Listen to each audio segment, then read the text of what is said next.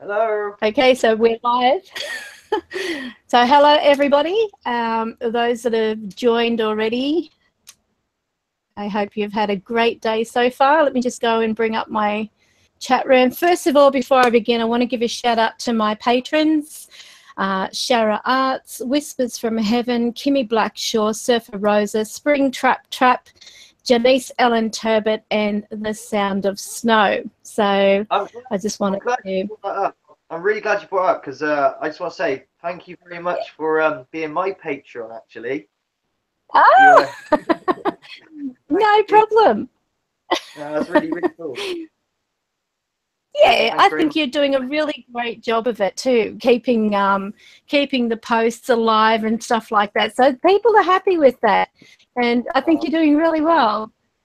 Thank you. So, yeah. So I mean, compared to me, I must admit, I wish I was more proactive with these things. It's just time, you know. Yeah. Having enough hours in the day, I feel, just to do some things that I would like to do. So for those that, you know, do sponsor me, I thank you very much, but just understand that I'm not like a constant blogger.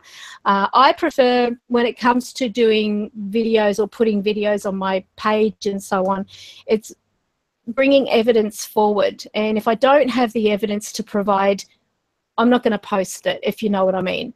So there could be, you know, a big gap, but I can't dictate or say for a fact what spirit are going to allow me to put up or not put up. So it's completely up to them. But I am actually thinking of doing another video down the short hall of the home. It is one of our active areas, as well as the room itself, you know, the active room here. So, you know, I just thought having that may invite or give people more of an understanding about what it's like. I had that one night on when I was lying in the active room, and there was that much activity. I mean, they were yelling.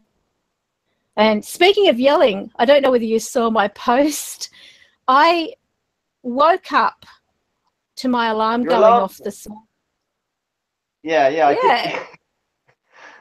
And it was Chris's voice. How the hell was he able to put his voice on my phone and come out with... It's like that dinosaur in a Good Morning thing all over again, that you can't record voices on it. You know, it's bizarre, isn't it, when you get weird instances like that, doesn't it? Well, I was gobsmacked. I thought, this is just, you know, first of all, I thought he was right up near my face because it was that loud. I mean, I do have the phone beside me, and as you know, when it comes to some of them coming around, I'm like, I'm half asleep and I'm hold it up and I'll say, talk into this. I know it sounds rude, but I mean, I could miss things, you know. And if they're talking to that, then I can replay it later if there's a message I've got to pass on. So that's how it sort of got. But yeah, I just really can't get my head around these people that say, oh, you know, you should be able to turn it on and turn it off whenever you feel like. Yeah, like that. I've not been able to do that. I've never been able to pop a hat on or, you know, say, go away, I don't have any contact at this hour. I mean, you don't get any peace. And I just call it BS if people say you do. I mean, if you're hearing them, you're hearing them. So anyway, but tonight's topic, as I mentioned, we're going to talk about how spirit help us in our daily life. And I think a lot of times we need to be with that understanding, we're not alone. Even if we think we're alone, we're not alone. There's always someone. And whether it be... He looks around. Whether it be a case of, you know, we are feeling it, sensing it, whatever, they are often looking through and watching us. And I've caught them. Don't you worry about that. I've caught them even when I've been, and excuse me for this, I've been on the loo and I've had them come in. Excuse me. And I'm like, my God, this is private time in the shower. I had Chris blow in my ear as I was washing my hair. And, you know, this is no escaping it. So you just can't. You can't, no matter what. It'll be lovely. So let's have a look at some of our chat room folk. We have Kaz Hammer. We have Scarla Ray. Oh, we've got some new people. Unknown Origins Paranormal. We have Liz Hall. We have Whispers from Heaven. And who else have we got in here? There's certainly some new names popping up. Do you know them? No, I don't recognize them. I see their avatar or something. Okay. Well, I don't know whether people are changing the names of that. Yeah, so there's some new names that I have. I mean, I really don't keep up as much as I would like. We have Zara. So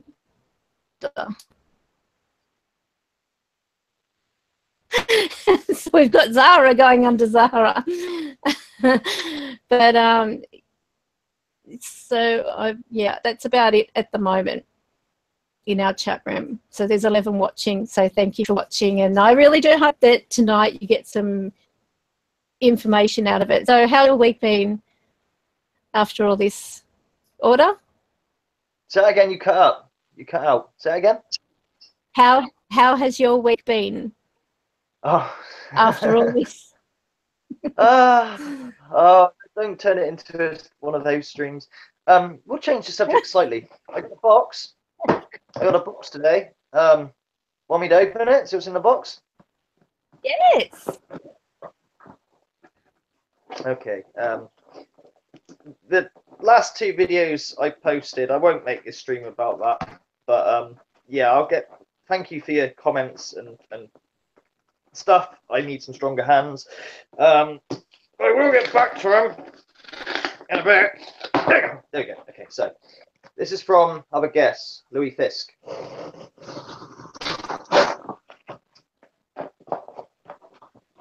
The dude never fails to surprise me, seriously.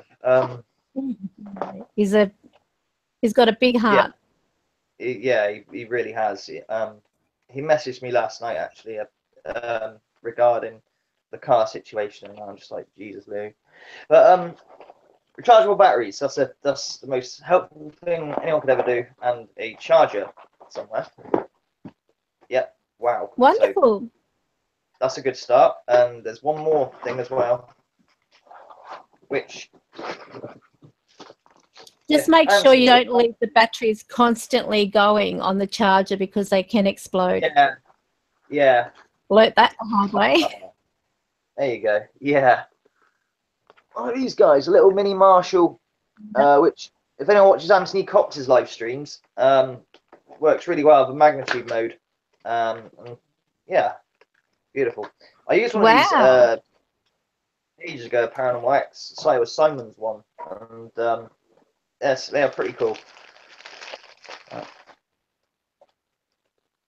Oh, instructions as well. There you go. So, one of them. Thank you very much, Louis, once again. Very nice. Being very nice. My words don't cut it. They really don't. But thank you, Louis, if you do watch this back. No. I know you're not. But that's amazing. Brilliant. Well done, Louis. Yeah. It's a pity that Louis isn't like so hands-on with this stuff as well, because I'd love to see the communication being such a, you know, quite a bit privately. Like I posted some of his pictures he took. He's you know he's got a lot of pictures. I saw that. Yeah, that kind of thing. So he does do it, but he doesn't to post it up for whatever reason. You know, apart from here and there. I mean, he does it through me. He says, "Oh, can you post this up? You know, from me through you," sort of thing. Which, you know, I don't mind doing, because it's some good stuff. Where as you said, you saw the post of the what looks like an angel in the sky. I mean, that's pretty mad. It does. It does. So, have you got that there? Sorry? Let me see if I can show the live stream. I'll just go in and read the chat as well. That'd be great. But got the tablet, and the tablet is on Android free, so it doesn't like doing live streams and stuff, and you can't update the Android either for whatever reason, because Samsung are awkward like that. Yeah. But, I think I think my daughter is playing a game at the moment, which is making a little bit of lag on my end. That's clever. There's some really good posts, by the way. It will not turn on unless you put something. It won't turn on unless you put something into the input. That's quite clever. So you never run out of battery. Like, you know, if you leave it on or whatever. That's kind of cool. That's mental. It is good. Let me see. We've got some really good posts in there, so keep up the great work. Those that are posting in the Truth Seekers. Yeah. There's some really, I mean, like, I tried to sort of sit down and, you know, in between clients, listen to some of the videos and stuff like that. But I've just been so, it's like back to back virtually. So yeah, I got to catch up as well. It's quite, the membership is slowly sort of getting bigger, and more people are posting. I know it's like Blaze, if he's on there, but Blaze Paranormal has posted like a load of stuff recently and stuff, you know. So yeah, it's good. You know, I'm pretty proud of that community, I've got to say. I've never had to use a mod this year, for instance, or any sort of discrepancy of anybody. It's pretty peaceful there, which is what I like, you know. Yeah. Oh, here it is. So I'll just share this screen. Hopefully it will share. That'll be great. I'm not going to strip, but I'm going to my buttons. Red hot in here. So this is the photo. Isn't it beautiful? That is really beautiful. And that is from Louis Fisk. The guy who just sent that stuff. Yeah, and you can actually tell that is not anything that has been photoshopped, because you can actually see what looks like a screen here. It doesn't look like a cloud, does it? I mean, it could be a sun and a cloud, just the right motion. Cloud-like, does it? It's quite weird. Just, it looks a lot brighter than the surrounding cloud. Do you want me to tell you a true story, actually, regarding angels in the sky and that? Does anyone know the artist Marilyn Manson, real name Brian Warner? When he was young, he obviously had a bit of a turbulent childhood. He went to like a Christian school, strict Christian school, and he didn't believe in the Bible and stuff. He didn't like it and all that. But one day, he was on a plane, and he took a picture, and he got something similar to what is posted there. So he goes back to the school, all excited, like, oh my God, everything you're telling me about angels, gods, it was all real. I got a picture, let me show you. You know, so the teacher has a look at it. Do you know what happens to the poor guy? He gets chastised, saying that was blasphemous and all this sort of stuff. You know, he got really chastised for it. Brian Warner owns a very similar picture, which he took out of an airplane when he was a kid, you know, and got a very thing, and you know. But his whole belief system could have changed at that moment, you know, and instead of embracing it, this Christian school, they go saying it's blasphemous and stuff, you know. Oh well, we wouldn't have otherwise. Yeah. I can remember my grandmother showing me a photograph that she had, and it was from one of the people from her church, and she was Baptist, and they had gone out to see the missionaries, and as they were flying past this mountain, something made the guy take a photo of the side of the mountain. There wasn't anything picturesque there, whether it was like taken by accident, who knows. But when he looked through the photos, when they came back from the being printed, because back in those days it was manual cameras, he actually saw that image, and he took us, like, he sort of looked back over it and actually could see what he described as Jesus's face. So what he did, he got a piece of rice paper, put it on top, and traced the dark areas of it, And every single person who saw it said that is like a negative photo of Jesus's face. And that was actually on the side of some mountain as he was going through. And I'll tell you another story about this same guy. Where are we? That's similar to the thing, you know, people see, you know, usually what looks like Jesus' face in like toast and, I don't know, potatoes, or trying to think of other places. Ooh, I'm not trying to be flippant or nothing, but it's in the mountain, obviously. That's the big thing, and a big object, a mountain, obviously. Definitely it could have been. But who knows? It looks like, yeah, really detailed picture or face, you know, all the facial features. Yeah, it's weird, isn't it? Is that a sign or whatever? Yeah, right down to lines and look like bags near the eyes, you know, that type of thing. But the weird or the freakiest thing was, it wasn't like how they have like a beautiful face type of thing where we just instantly expect Jesus to be handsome and, you know, drop dead good looking. What was surprising was years later, and it's on the internet, there's a girl who said that she had been to heaven, and she is an amazing artist. Some of her work is just purely incredible. And I mean, she was painting from, I think it was the age of 6 by memory. Don't quote me on the age, but very young. And as she grew, she was painting works of art that could not be copied anywhere. You know, it was like realism in so many ways, the most amazing colors. And she said when her mother asked what these photos were, she said, this is heaven. And this was a young girl. She actually did this painting, which made her quite famous for it, of the face of Jesus. And she's done him in several positions, not just like a normal face on type of thing. She's got him going like this, like looking up, and even to the point where you can see veins around the eyes and stuff like that. And the freaky thing was, when I looked at that, I thought, that looks like that picture my grandmother had. And she said, it does. You know, just face, not the hair. So in the actual photo of the mountain thing, his hair was quite long. Did she have not, you know, like... Did she have a near-death experience then? Is that how she... The child? Came to... Yeah. I believe so. But if you have a look on YouTube, you type in young girl paints Jesus or something like that, you'll be able to find it. It's beautiful. It really is.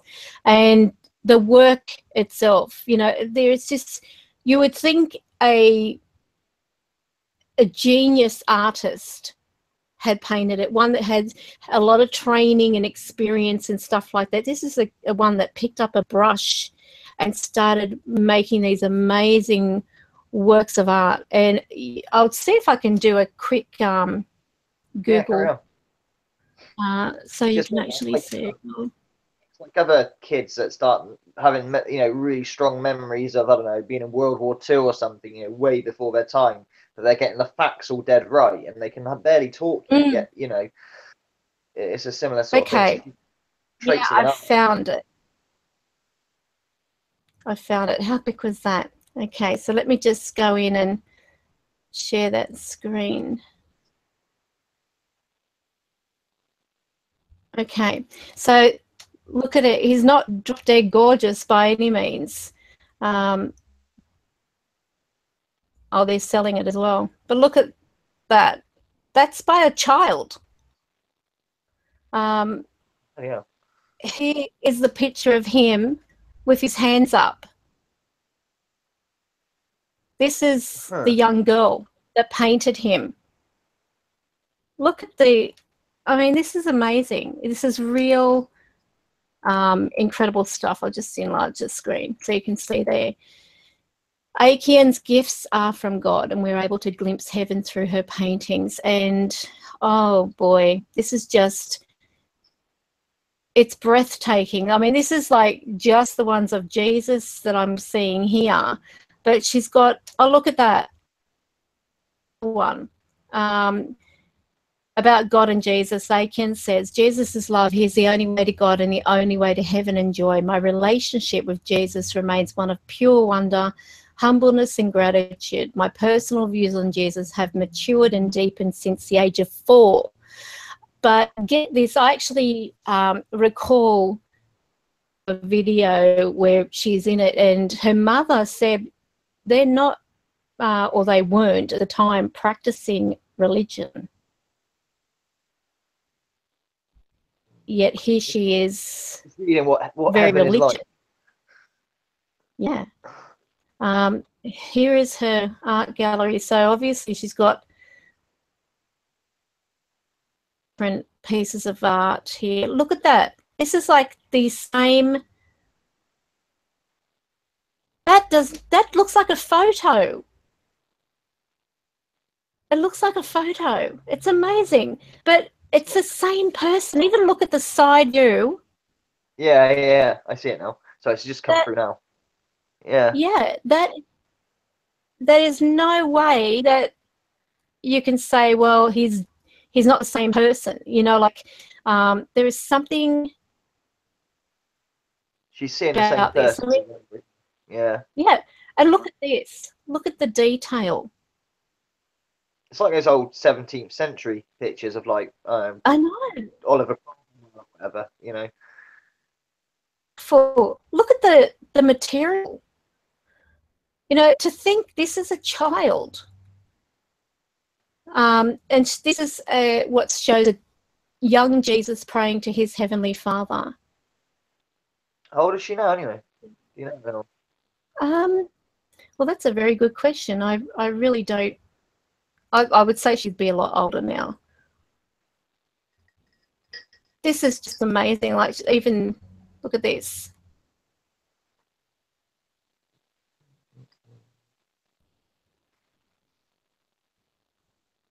That's this. But now he's like looking older. The photos and the paintings are. I'm overwhelmed. I mean, it's even the price she's got on there isn't something you would say is cheap art, but it's worth it. I feel it is worth every cent. Look at this. Isn't this amazing? For a young girl. Yeah. Detail on the hands, the shadow. It's just mind-blowing. So, I mean, I think, let me see if I can see how old she is. There we go. In here.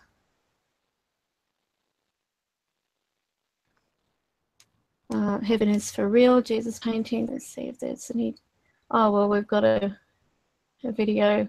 So without going into that, I don't want any copyright problems or anything like that. Because you know what they're like. They'll, you know, suddenly strike me out saying you were figure. But the work is amazing, and I think, you know, for a young girl. I mean, I don't know whether you've even seen that movie. Oh, you got to watch it. I think so. It's really amazing. I've had my own experience.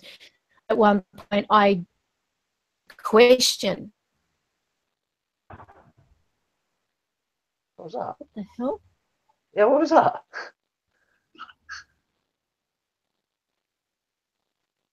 I'm not sure whether that was Chris laughing or. Oh yeah, I was quite. Yeah. Anyway, yeah, carry on. Really good. Don't question with it. But based on God, I'm feeling really weird at the moment. I don't know what that was. It was just that it felt like, you know, when someone gets like one of those air guns. Yeah. I felt like some like cushion of air had hit me as I was hearing. Anyway, where was I? Yeah, so that movie, Heaven is Real, is great. And as I said, I've actually had my own experience, which I talked about in my video about my dad. Finding my dad, that was just incredible. And I, as I said, I questioned God. I couldn't believe that. I mean, I see all these spirits and everything, and yet I questioned. So that just shows, you know, how a person can get to where you're questioning, oh, well, is he there? Is he even listening to me? And literally cried myself like a baby to sleep. And the next day, it's still a big step from knowing, like, I don't know, spirits, entities, being dead people or not dead people, whatever, to the next step of, well, there must be one almighty creator. I mean, from you know, so you'd every right to question it, because from a logical standpoint, yes, you can see these entities, but you haven't seen the big almighty creator or such thing that exists. That's sense, right. You know?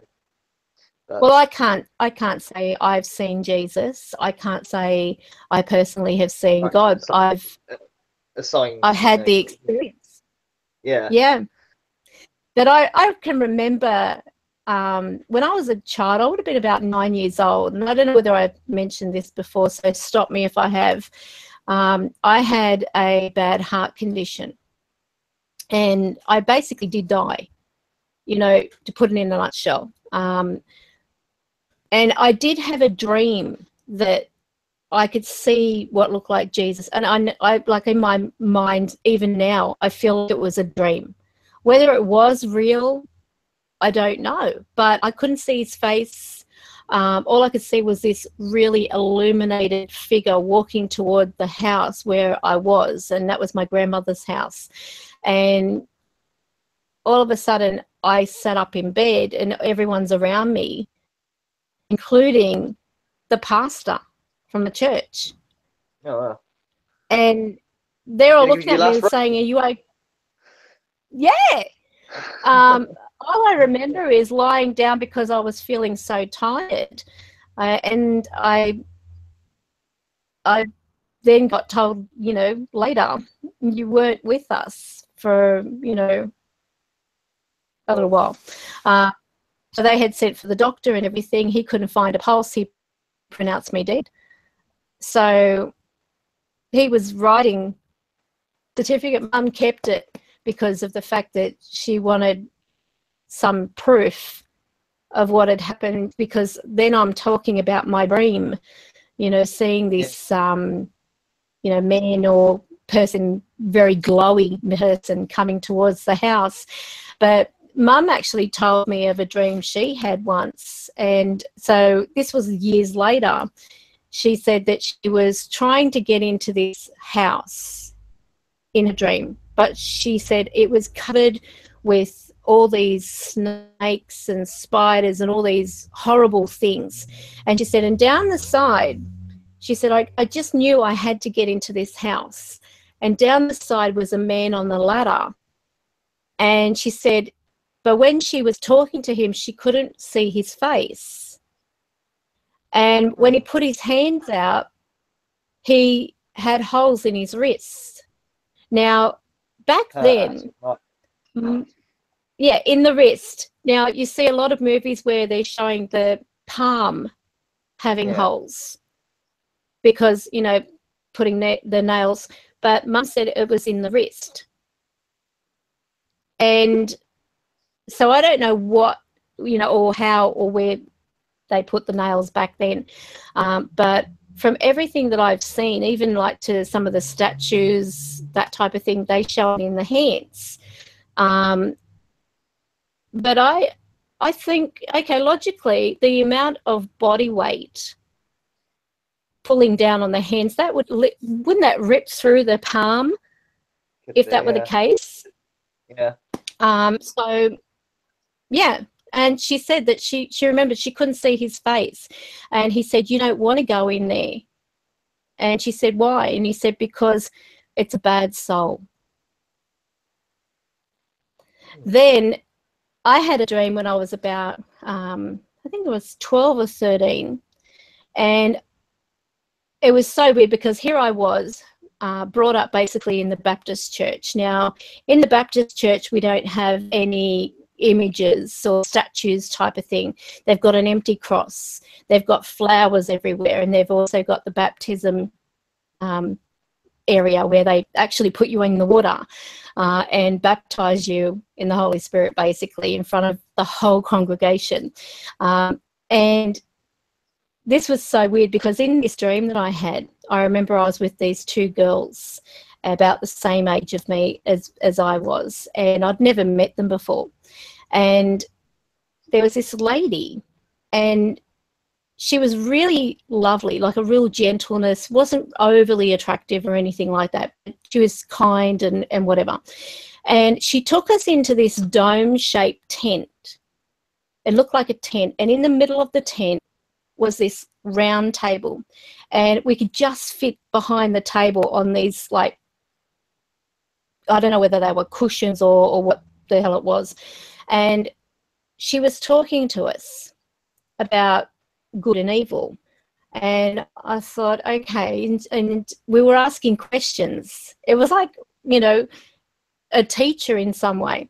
And she said, always go towards the light. Always remember, go towards the light. And she said, because the light is going to find you the answers. Always seek the light. And as a child, of course, I'm saying, well, what do you mean? She said, well, don't go towards the dark one. Don't go to the dark, go to the light. And I thought, okay. I said, so does that mean that, because then she started talking about, let's go outside. We step outside this tent. All of a sudden, it's like we are dead in the middle of darkness and daylight. And when I peered into the darkness, I could see snakes. I could see all these, like, horrible things. And in the light, I could see birds. I could see trees, butterflies, you know, just nature, all beautiful things. And she said, what you're looking at is a person's soul. And I thought, sorry? Like, I wonder why it's polarized like that. Like snakes or whatever, they're deemed not so nice or whatever, or spider. I mean, I hate spiders, obviously, but wonder why that's polarized as, you know, not being that's evil. Weird. That's really, yeah, really. Adam and Eve and the serpent, snake, or whatever. But I wonder why that. Yeah, carry on. I mean, snakes, I don't mind them. I've held them. My uncle actually breeds diamondbacks and so on. And there's some of them beautiful. I mean, the green tree snakes, you know. But there was something about it. And probably it was because, I mean, we live in a country where there's a lot of venomous spiders and snakes and everything that you'll hardly hear of anyone being, you know, probably once a year. Overall, though, in that dream, like to associate that in some way, you know, like showing negative and positive type of thing. And it was really weird.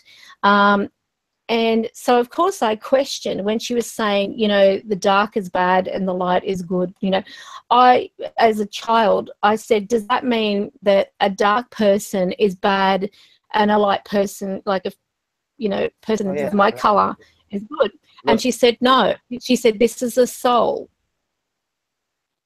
And those were specific words. Now, we didn't use the term soul in our scripture lessons or anything like that. We used the term spirit, like the Holy Spirit of God, ghost, if you want to put it like that, Holy Ghost, that type of thing. But not, you know, talking about soul. We weren't we never spoke about, and this was so weird. I remember even going through the Sunday school, I earned myself a Bible from learning the scriptures, and I cherish this little red Bible, carrying it around with me wherever I went. Basically, it was so, I was so proud of it because I had earned it. It was something that I had been given as an award for learning all my scriptures and blah, blah, blah. But, you know, to talk about in that dream, and I reiterated that to the Baptist minister and told him about the dream, and he said, that's remarkable. And I remember him using that word, it's remarkable, because he said, this sounds like Mary, like you had a visit from Mary. And I said, well, I didn't know the lady's name, but she said, you know, that she was here to teach us. She wasn't Soella. It wasn't Soella. It was, you know, but the weird thing is in the dream, and the reason I say that, because when I was telling the priest, or not priest, minister, because I actually later on became Catholic, as you probably know. But anyway, going back to that, I was telling him about one of the girls that was with me saying, Our Lady, you know, and I had not heard that term before. So I'm telling him about how she's referring to her as Our Lady, because he said, what's her name? I said, I don't know, but one of the girls said Our Lady. And all she kept saying was Our Lady, you know, when we'd be talking. And I couldn't understand that, because, I mean, at the time, the only friends that I had, you know, that I would socialise with on a weekend was at Sunday school, the Baptist kids, you know, and, of course, my spirit friends. But they had never talked about Our Lady. So to have that, I found it quite bizarre. And then when I actually went to become a Catholic, when my mother got married, he was Catholic, so of course you can't have half the family go to one church and, you know, the other half. So I actually went through the whole process of sitting with the priest and learning the catechism and everything like that. And I was about 14 or so, or 15, when I became a Catholic. And I told him about the dream.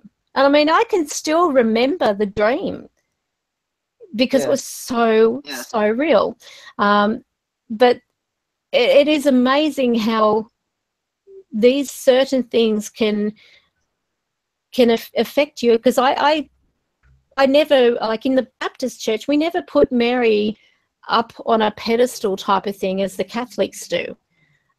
She was just the mother, you know, she was chosen to bring forth life into the world, you know, because she was a virgin and so on. But that was it. She was chosen because of her purity, blah, blah, blah. But then in the Catholic Church, they have the what is it? Hail Mary, full of grace, the Lord is with thee, prayer, and so on. And we never prayed to Mary in the Baptist Church. Yeah. But here she is talking, you know, which the girl said, Our Lady. And that's how the Catholics actually refer to Mary, as Our Lady. So it's amazing, like some of these things. And I remember when I was about, how old would I have been? Because I did have like a pretty religious family. So you can imagine, you know, having this vision of people that aren't there, how it would have been for them to deal with. But there was a time where my grandfather took me down the side of the house and he said to me, do you accept Jesus as your saviour? I mean, I was only a little kid. And I was, yes, absolutely.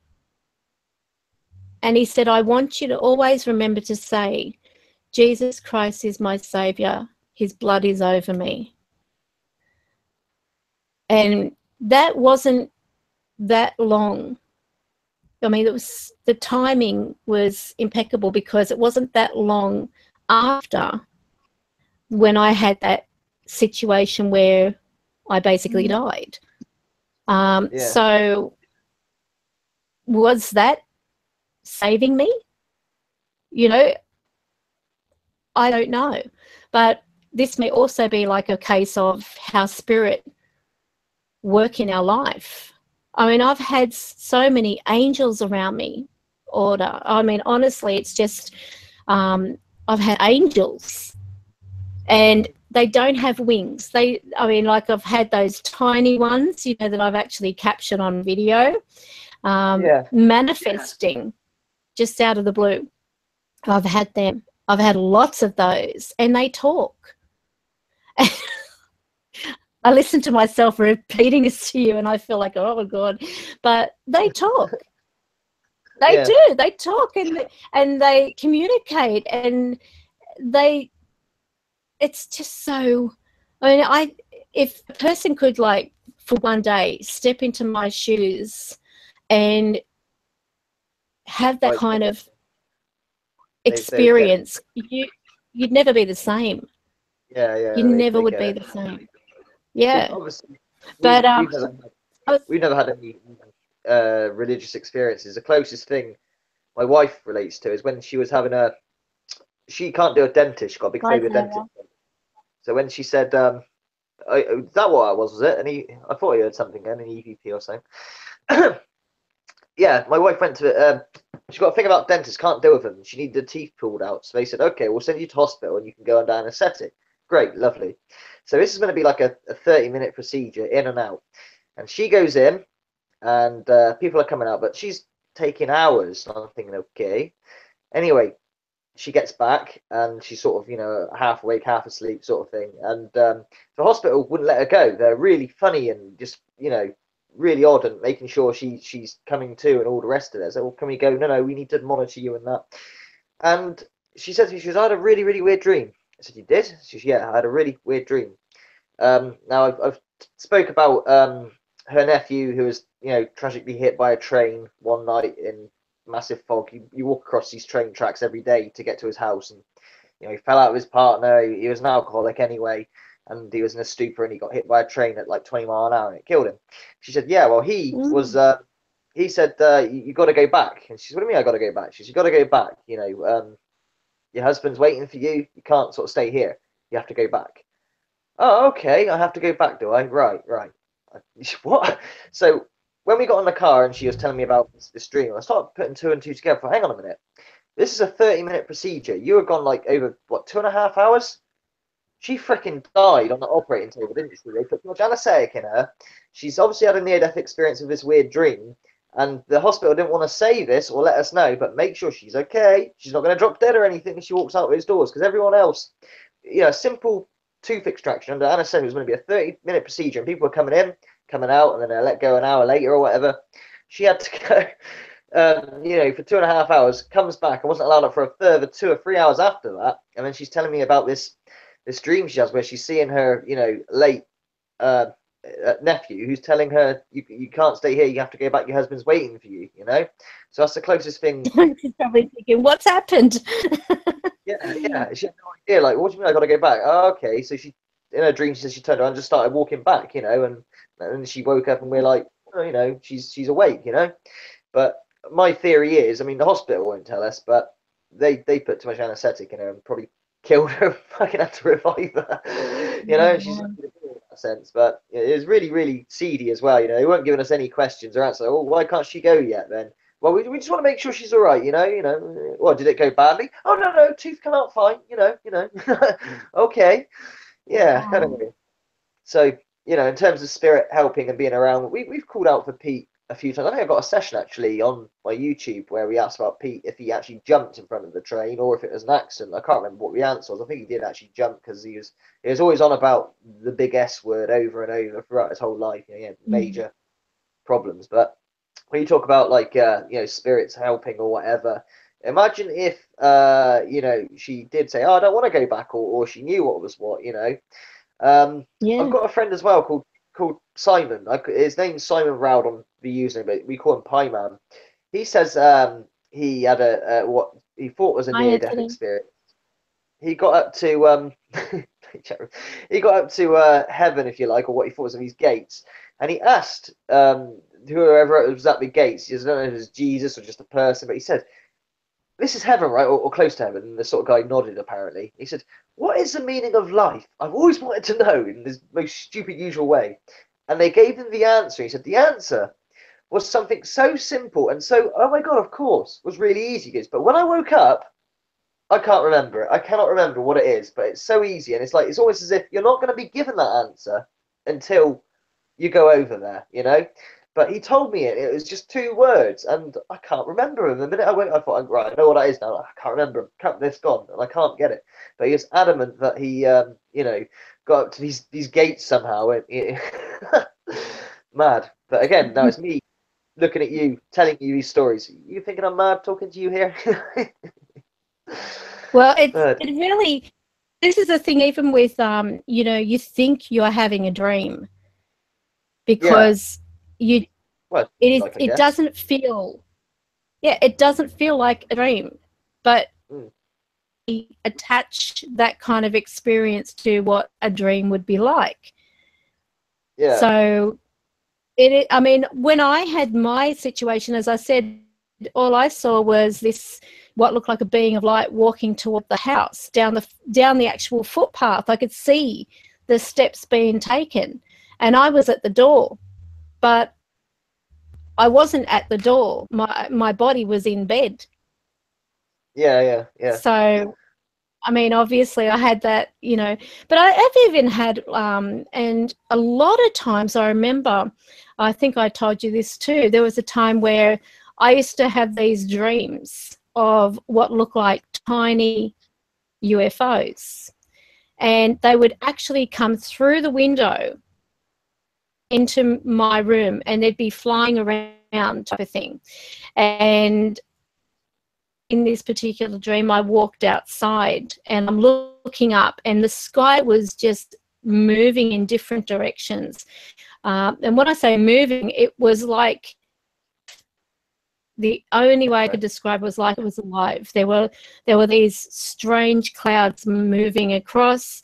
I could see what looked like stars flying by. I could see these like spaceship kind of things. And then one particular incident, I didn't see myself go into one, but all of a sudden I'm looking out this window and there are other people there with me that I can't recall who they were because I had never seen them before, but they were people.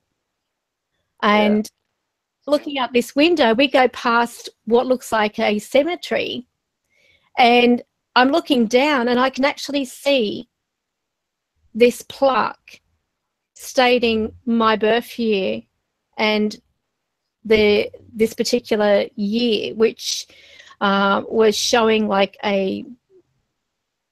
it was my name on this this headstone. Not a gravestone, you mean? It was. Yeah, and I'm thinking, crap at me. I saw gravestone my birthday. Yeah, I'm thinking, I'm not dead. Shit. But that's, you know, that was a weird thing. And I'll never forget, it was after that dream I swore I'm never going to be buried.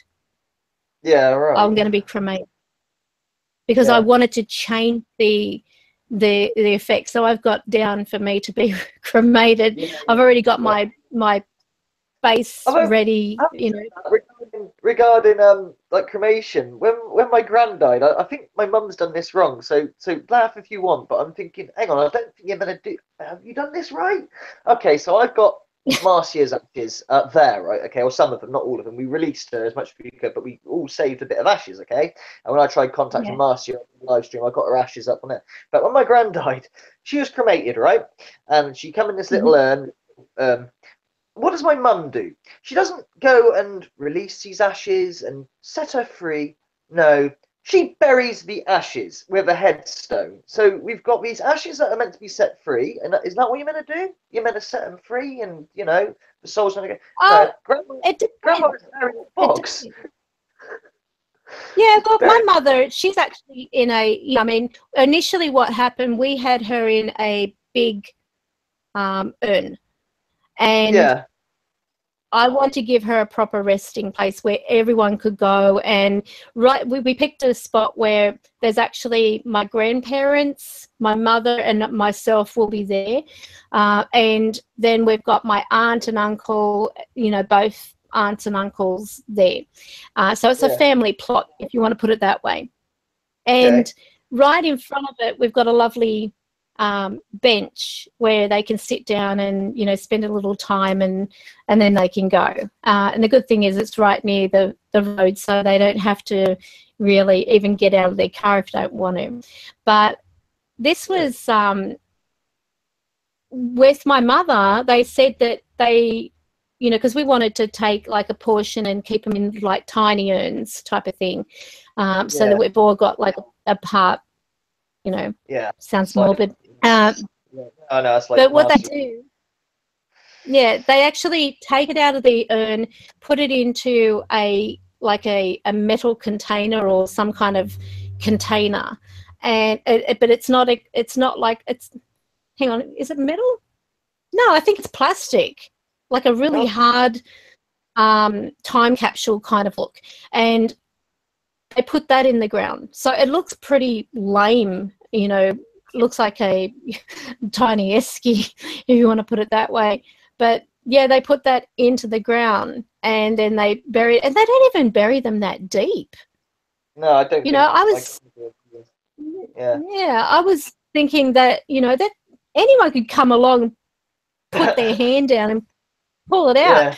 And knowing me, you know, like if you know, when that time comes, I've had these really weird thoughts. I'm thinking myself, you know, God help me if when I go, I don't know why I get that. It's like a nagging kind of thing that because it's not so deep, there's a chance someone's gonna. The craziest thing I've heard of, and plenty of people have practiced this as well. I can't say I would, being a smoker as well, is I've heard of stories, especially from Marilyn Manson and other people, of having dead relatives or dead friends passed on their ashes, actually smoking their ashes, putting their ashes in the cigarette. I mean, that brings a whole new meaning to, I know, not for me, but that brings a whole new meaning to, I'll never leave you, you know, I'll always have a part of you inside, I suppose. But, so, you know, a fear of being dug up and being on someone's smoking implement, it could be a real fear. I know. Maybe. No. I've seen my daughter said that she wants to be put into like a pot plant kind of thing where they plant a tree. They actually have the remains, and they're in a hessian bag type of thing, and they plant it with a seed, and that grows into a tree. So they're like regenerating, if you will. Well, the ashes so she wants to do that, and I said, no, you're not going to be a bloody tree. I thought it was quite a cool idea. I don't want my daughter to be a tree. Could you imagine if I was made into a tree? I'd come back like one of those real scary weeping willow.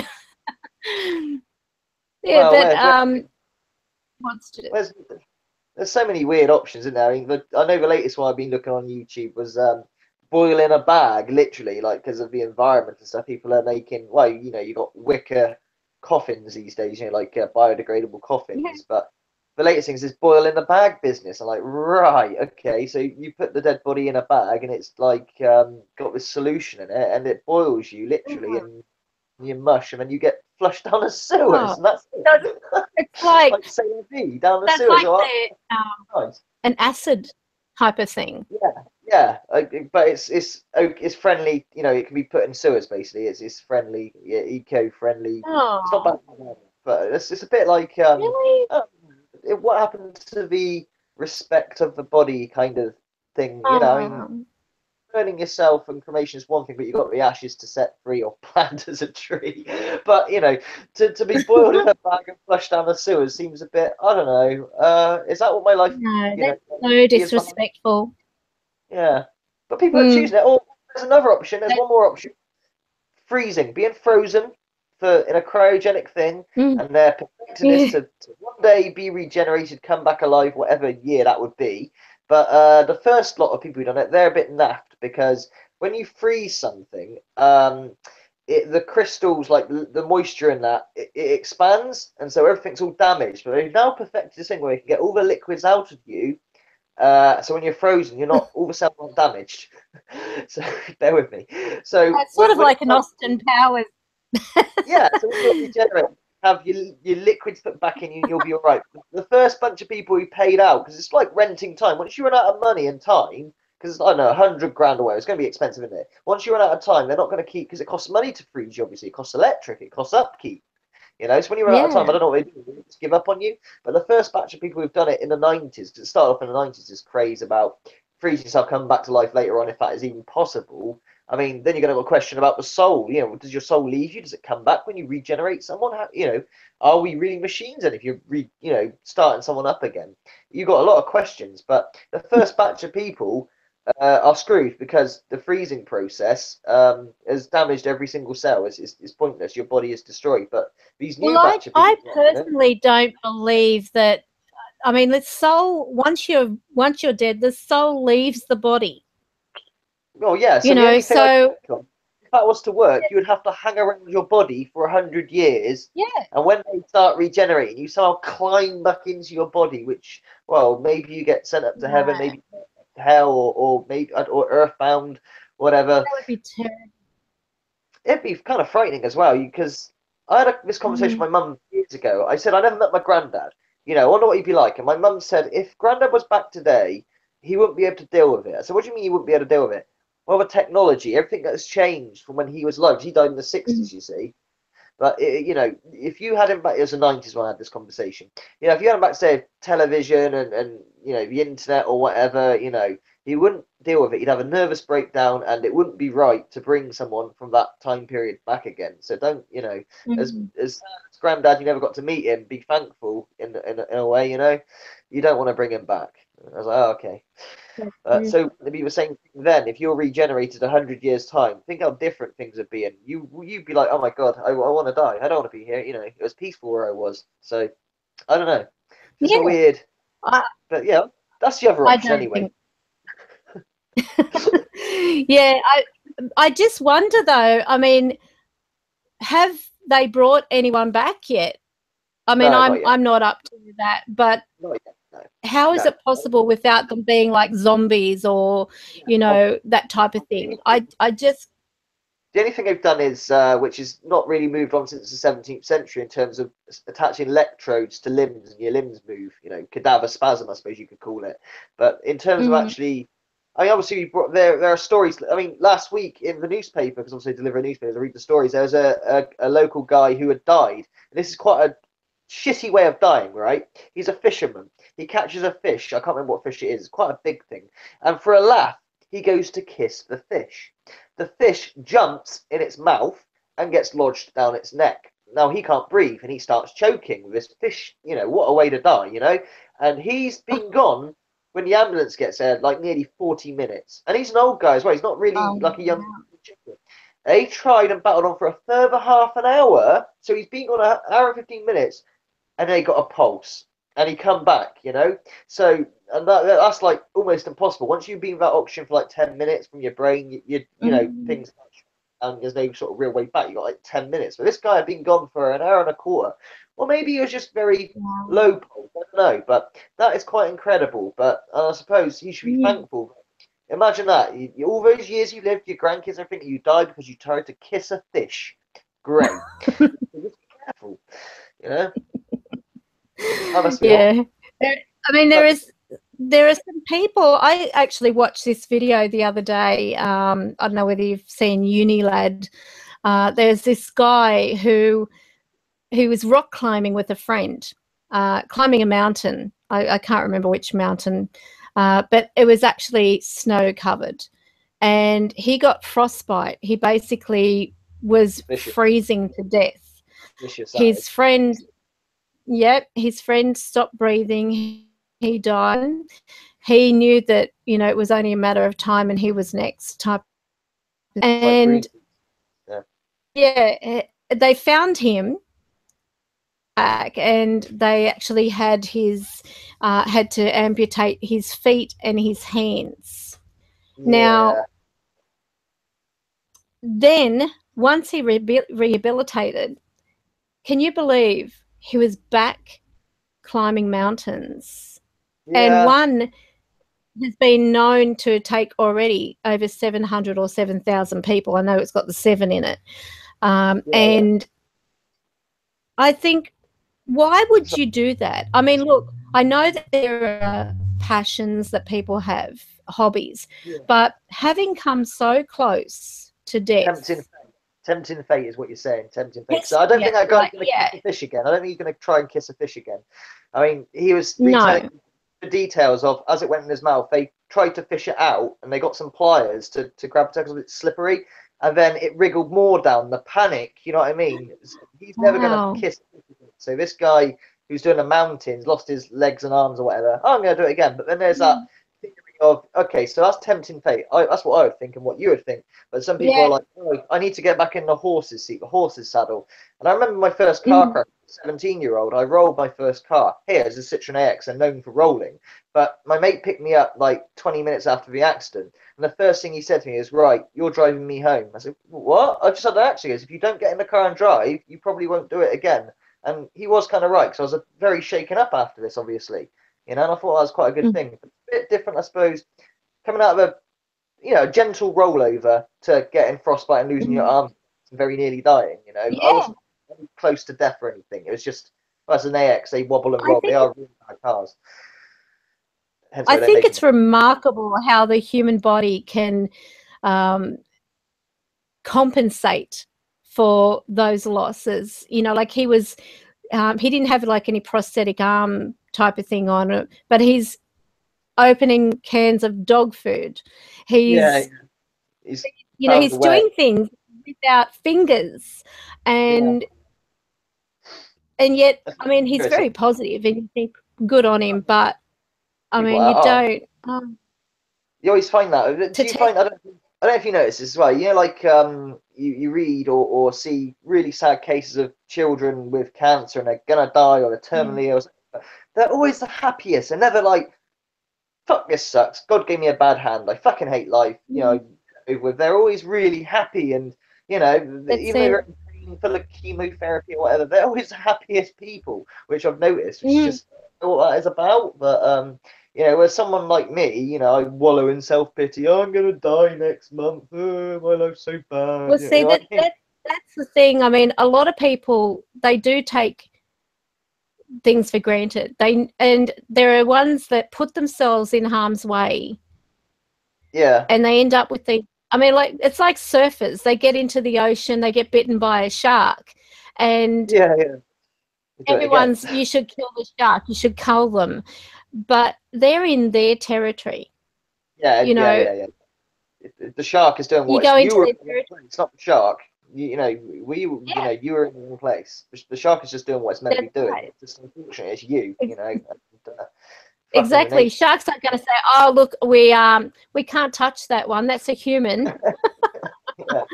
If you look yummy, they're going to eat you. But you take risks. I mean, you're giving me flashbacks. I have arguments with my dad and me being a vegetarian. Well, Dad, a lion is not going to stop. Oh, okay, you're a vegetarian, Dad. You know, I'm not going to eat you. You know, you know. Carry on. Sorry, flashback. But when you think about it, I mean, this is another way around of how spirit can also work in our daily life. Because how many times have you heard of cases where you've fallen asleep at the wheel and you feel like someone's whacked you on the shoulder? I can remember as a kid putting a knife in a toaster and while it was plugged in, and I felt someone whack me on the shoulder, and I actually, in reaction, let go of that knife. Now, normally your muscles contract when you've got that type, you know, that type of electricity. So I feel that at that time that was a spirit watching over me, or an angel. And so, I mean, I should have technically. I told you on the last live stream. I was the last thing live stream for when I had my mental breakdown driving like a complete idiot when I was a raging addict at the time, 100 mile an hour. And, you know, you had snow and then no snow, and as the back of the car went over this hump, and lost, and I was going sideways at like over 100. I should have flipped, barrel rolled, anything. and I screamed out the word God, you know, because you freak out. Yeah. And it was either the fact that I yanked the wheel the other way and dumb luck, or something was just, you know, keeping an eye on me and brought the car to a, you know, station. I stopped perpendicular in the middle of a road, big cloud of dust and everything, you know, and once it cleared, I'm not dead, I'm alive. Holy shit. And then suddenly I value my life. 20 seconds before I was not valuing my life, you know, or anyone else's. Is reckless, very bad, you know. But after that experience, but I didn't want to admit I screamed out the word God in that situation. I was like, no, I'm not going to admit that. Okay, I'm admitting it to you now because I'm a bit older and wiser, but, you know, I'm not going to admit that I screamed out the word God at that particular moment, you know? Strawberry Wine said, knife in toaster, I never thought of that. It wasn't like I was trying to see what would happen. I actually had some toast that had got stuck. Yeah. So being a kid, you think, oh, well, I'll use the, you know, the knife to get it out. And it happened to be a full metal knife of all the knives to choose, because the other knives in the drawer were ones with, what was it called? It had like a bone handle. I don't think it's called like, what do they call it? Bone china. Ivory. An ivory. Yeah, the old ivory handles on the knives and forks. So I picked the one that's all metal. Yeah. And yeah, but had that not happened, and as I mentioned, like driving, I had a case where I had an RX-7, and I'm driving along the M4 and I fell asleep, and it was quite late and no one else was in the car with me, and all of a sudden I felt like someone had hit me on the shoulder, you know, just like this, and I woke up and my car was veering off to this like a really dark factory kind of area, but there was like this great big fence. I would have gone through it. I would have, like, God knows. And I had this really weird experience once. I was driving along the same highway and there was this truck going by, but I look in my side mirror of my car and I honestly saw the truck coming like at my car, and I started freaking out. But then all of a sudden, my daughter was in the car with me. She said, "What are you doing?" Because I actually swerved, and she said, what was, you know, why did you swerve? And I said, the truck was going to hit me. She said, what truck? Okay. And there was no truck. She said, Mum, there's no one else on the road. And I said, I saw this truck, the lights were coming at the car. And the next day, I was actually going out that way. And all this bumper-to-bumper traffic was just, you know, piled up. People obviously, you know, rubbernecking as they were going by. This truck had hit an RV in the same area, roughly the same area as where I had this, you know. So I don't know whether it was a sign of, you know, that could be me if I'm going there tomorrow, or whether it's something to come. But it was so real. I honestly felt, and because I could see the lights and everything coming up against my car, and I couldn't get over the fact that there was no truck. You know, it's still, even to this day, I'm gobsmacked by it. It was just a really freaky experience. You know, just sort of had a premonition. Yeah, would you call it a premonition, or? I don't know, but it was horrible. It was really horrible. And then to see an accident around the same place with an RV like mine and this blooming truck. Was there any fatalities or anything like that? I really don't know. I mean, people were just, you know, slowing down to take a look, but I don't know whether there was anyone killed. I hope not. But it was just really, really freaky. So, but I believe that around us are spirits that are watching over us. There was a case, actually, I don't know whether anyone remembers this in the news, going towards Newcastle. I don't know the whole story of it, but there was this guy who was repeatedly run over on this highway, and to the point where he was completely dismembered, and like a pancake, pretty much. Yeah. And there was, you think, how the hell can this happen to a person? And what was he doing on the road, physically on the road? You know, oh, I don't know. You just remind me of something I experienced, actually, thinking about it. Marlborough to Calne in Britain, sort of, well, it's not near where I am, but, you know. I was driving down there with my wife and kids at the time. This poor Missy was born. So it'd be me, my wife, and Justin. And we were driving through this, well, it's the main A road that goes there. And I never forget this. I saw what looked like two little lights going up and down like that. And I thought, what the hell's that, as I'm driving? And suddenly I'm right on top of it. And it was a cyclist. And I thought, I hit him. But I didn't hit him. He, you know, it's like he went through. And I was like, what the fuck was that? My wife saw it. We sort of looked at it and like, did we just kill someone then or not? So we stopped the car, like, you know, 100 meters down the road. No damage, no nothing. No, we didn't hear it. We were waiting for the clunk, you know. Turns out a guy about a week earlier had been hit off a bike in the same area and had died from the same thing, you know. And that freaked us out a little bit. Like, okay, that's kind of weird. But we, you know, it's just weird. Two lights. I told you. Yeah, I told you about the time when, there was this guy that was actually a motorcyclist, and I can't remember whether I was having a problem with the car or he was having a problem with his bike. No, that's right. He was actually off his bike and he was fiddling around with it. And I pulled up and I said, do you want me to call anyone, you know, just being courteous? And he said, oh, no, I'll be right. And I thought, this is weird. You know, like, why wouldn't the bike didn't look like it was going to go anywhere.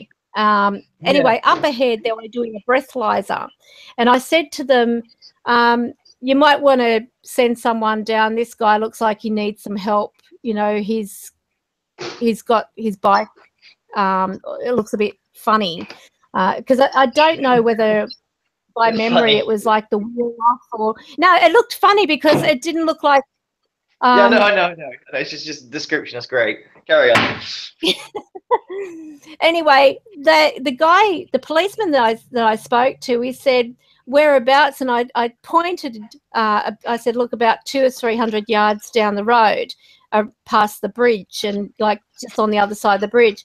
And he said, and I said, you can't miss him, but you'll probably have to do a U-turn. You know, go down a bit. And anyway, I don't know how it came up, but he said to me, that's a bit weird. And I said, why? And because I can't remember the full conversation, but he said to me, you didn't happen to see if anything was near him, you know, like a man-made cross or something. And I said, no, I didn't pay any attention to that. I just said the bike was looking a bit funny.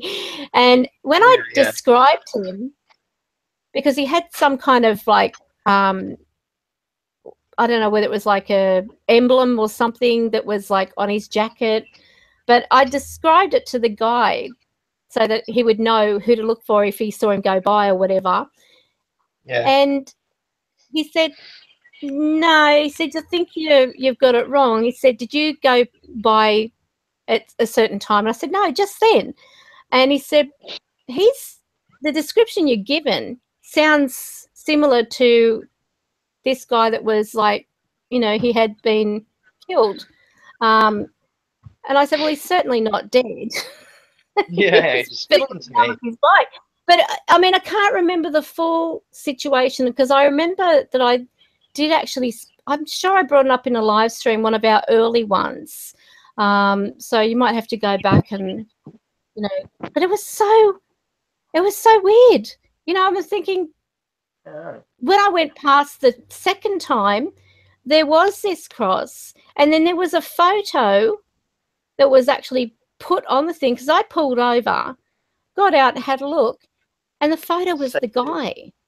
Yeah, the same dude.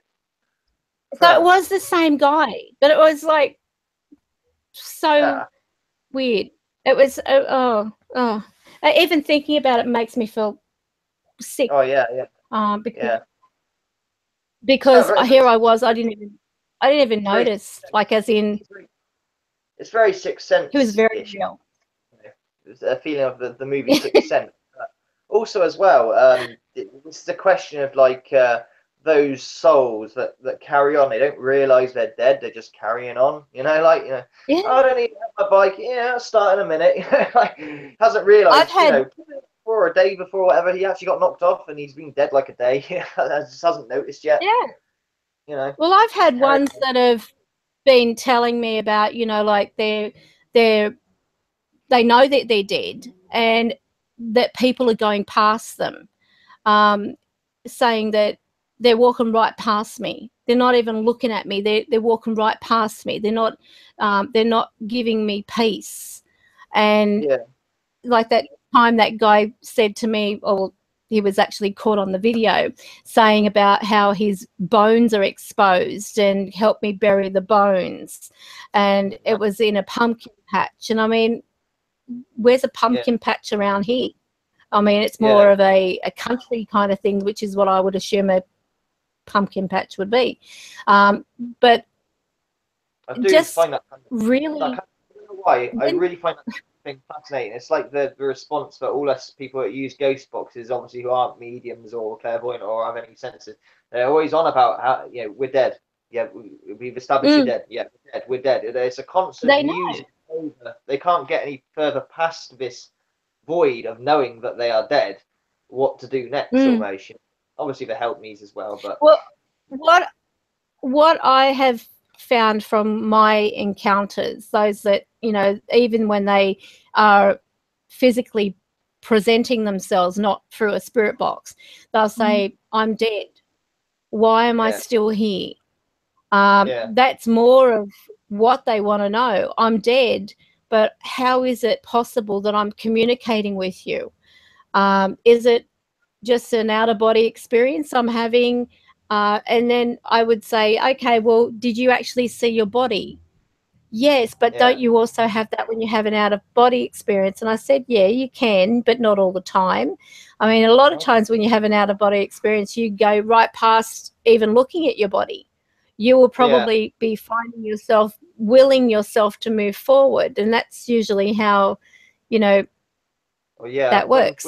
But with my astral projection, getting as far as just to the bathroom, I do not recall turning around and looking at my body. You just got to do it kind of thing. You don't normally do that. If you do it a lot and you are willing it to happen, then maybe you'll do it. But it's not something you always do. And that's where some spirits, they will they'll only identify with the fact that they're deceased because they are going and trying to communicate with friends or relatives, and they're not seeing them or they're not acknowledging them. So they've come to that conclusion from that. I'm dead. They're not acknowledging me. How come you can acknowledge me? Is it only because of the fact that you can hear certain people and they can't? Or, they want answers and they don't have all the answers. And this is another thing too. There are some spirits who have been over for some time and they can see things ahead for us, but when it comes down to answers for themselves, they're very mixed up, and they're hesitant as well. They're very hesitant. The ones that I've actually encountered where they've left their body, but they haven't yet crossed. And it's because they're scared that if they cross, they'll never be able to come back. Or if they are only, if they say, if I'm in a coma and I cross over, that's it for me, So I'm too scared to do that because I don't want to you know, risk not being able to ever get back into my body. So that type of thing is really confronting for them. And the ones that they are aware that their body is being kept alive on life support, and they want to make it easier for their family, but they can't go because that machine is keeping their body alive, which still keeps them connected somehow. Yeah. You know, they are frustrated because they don't want it to be a choice of the family. Many of them have said, I don't want them to have to make that decision. I want to make that decision. Yeah. But while they've got this connection, you know, like there have been cases like, look at my grandfather, 3-stage coma, had a trachea, was pronounced brain dead, all the bells and whistles type of thing. Will use his body for parts, or, you know, for other people. He's got good lungs, this, blah, blah, blah. And they were talking and about what they can use over his body. And when he came out of this coma, he said, thank God. He said, because when they cut my throat, he felt it. They didn't give him any, like, you know, sedation or anything like that. He was feeling them poking and prodding, looking at his eyes. I've heard that numerous times, magazines and stuff, you know, like, fuck. But that's not it. Even with my grandmother, she died 10 times. 10 times they revived her, and they said to us she was going to be a vegetable. And she was literally black all the way up to the neck. Her whole chest was black and bruised from that electrical, I don't know what they call them, the things that they send a shock and they get the heart going and everything. And they were putting a stent in, and they had to take it back out because she died again. And I said, do not give up on her. Bloody annoyed with me. You know, she said, why did you bring me back? I was so peaceful. I felt so much peace. And she was angry. She was really angry. And I said, tell me what you saw. Did you see a light at the end of the tunnel type of thing? She said, no. She said, all I kept seeing was this Asian lady taking photos of me. And I'm saying, why are you taking my photo? And it was the person who was using those paddle things who was Asian. So that power going through her must have looked like a flash, you know. So, of course, thinking she's taken a photo. And then she's saying, why are those little birds up there pruning themselves? You know, like there's these 2 birds up there. And when I showed that video to her of the little angel, I said, is that any similarity to the birds you saw? She said, yeah. And I said, that's an angel. So she said, okay, that's pretty freaky. But it was amazing when you think, you know, she was seeing them physically with her own eyes. And this is a person who prior to that had never had that kind of encounter, you know, and seeing it. You know, she started seeing my mother. You know, all these little things were just so surreal. And she actually started to believe in, you know, do a reading for your uncle, you know, have a look into this, and, you know, what do you see around me? I've got someone here. I know someone's with me. And I don't want to turn around and look in case I don't like what I see. Yeah. She began to become more and more connected to the other side. And that's what was weird too, because for a long time there, when I was talking to her about that, I'm thinking, I wonder if through my childhood something else had happened. When I was a baby, Mum said that she was doing some housekeeping for this lady, took me along, and I somehow had got down near the dam. And she knew that if she chased me, I'd go into the water because I loved water. Yeah. So, you know, I ended up in there and she was able to reach in and grab me. But the thing is, did I have that? I can't I can't find any real reason, you know, apart from the fact, I mean, we've got a Native American Indian on my father's side and so on. I certainly didn't go looking for this. Fascinating when I look at it from another perspective, but just all different types of things I do start to question. But with spirits, definitely the ones that I've actually encountered that are always saying, I'm dead. It's sometimes they're saying it because they're in shock, you know, because it happens so quickly. They didn't have time to adjust. It's like, oh my God, I'm dead. You know, it's like a woman who suddenly finds herself pregnant. She might say, oh my God, I'm pregnant. It's like that. Yeah. That disbelief kind of thing, excitement, but disbelief at the same time. It's a final but it really is. Yeah. Well, that's it. It is final, because that realization too of, okay, some of them that have left and they're expecting to see a whole group of their relatives waiting there. They might only have one or two. Oh, thank you, Irish Steve-O. He contributed to us $2. It really stands out when he does that. I so much I can see the chat. I've got no idea what the chat is saying at all. Haven't you? Let me see if I can put it on. I'll just try and pop it out. Pop out chat. Then we can actually see what's happening there. Keep going. I'll put you on charge. Oh, what's the time? I got another 40 minutes or something. I got time. Oh, that's good.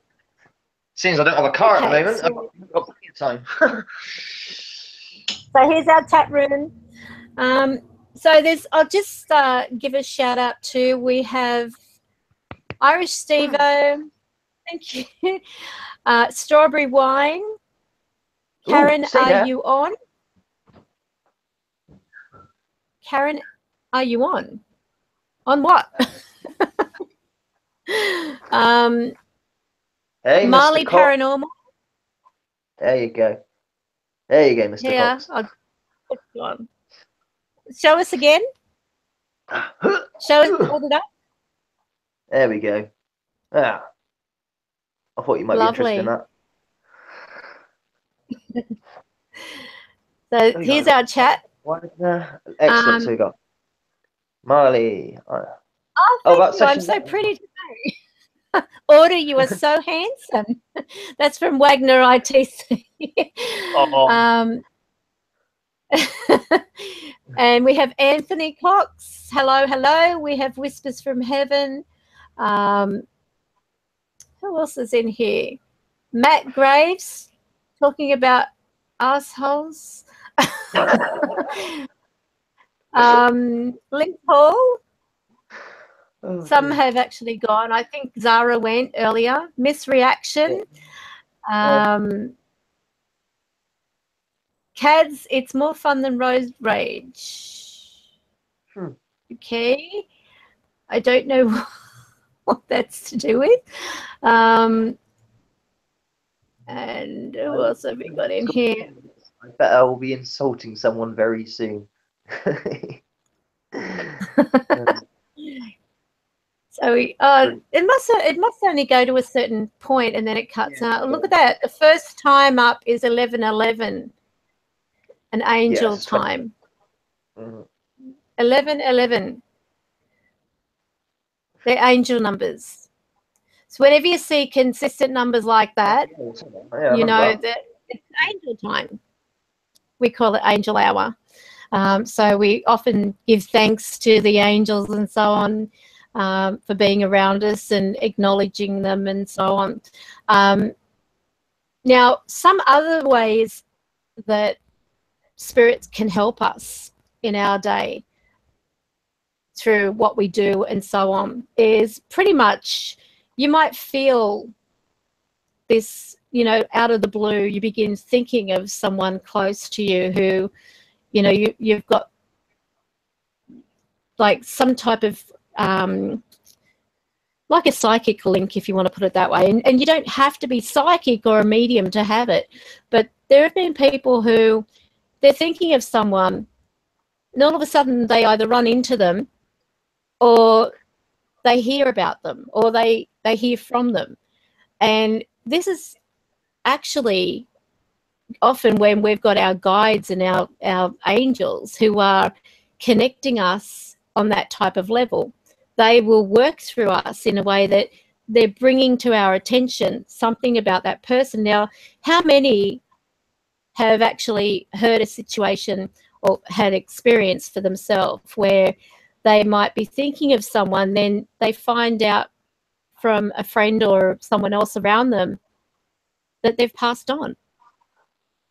You know, when you begin thinking of someone and then to find out that they've passed on, often what that is a person visiting you.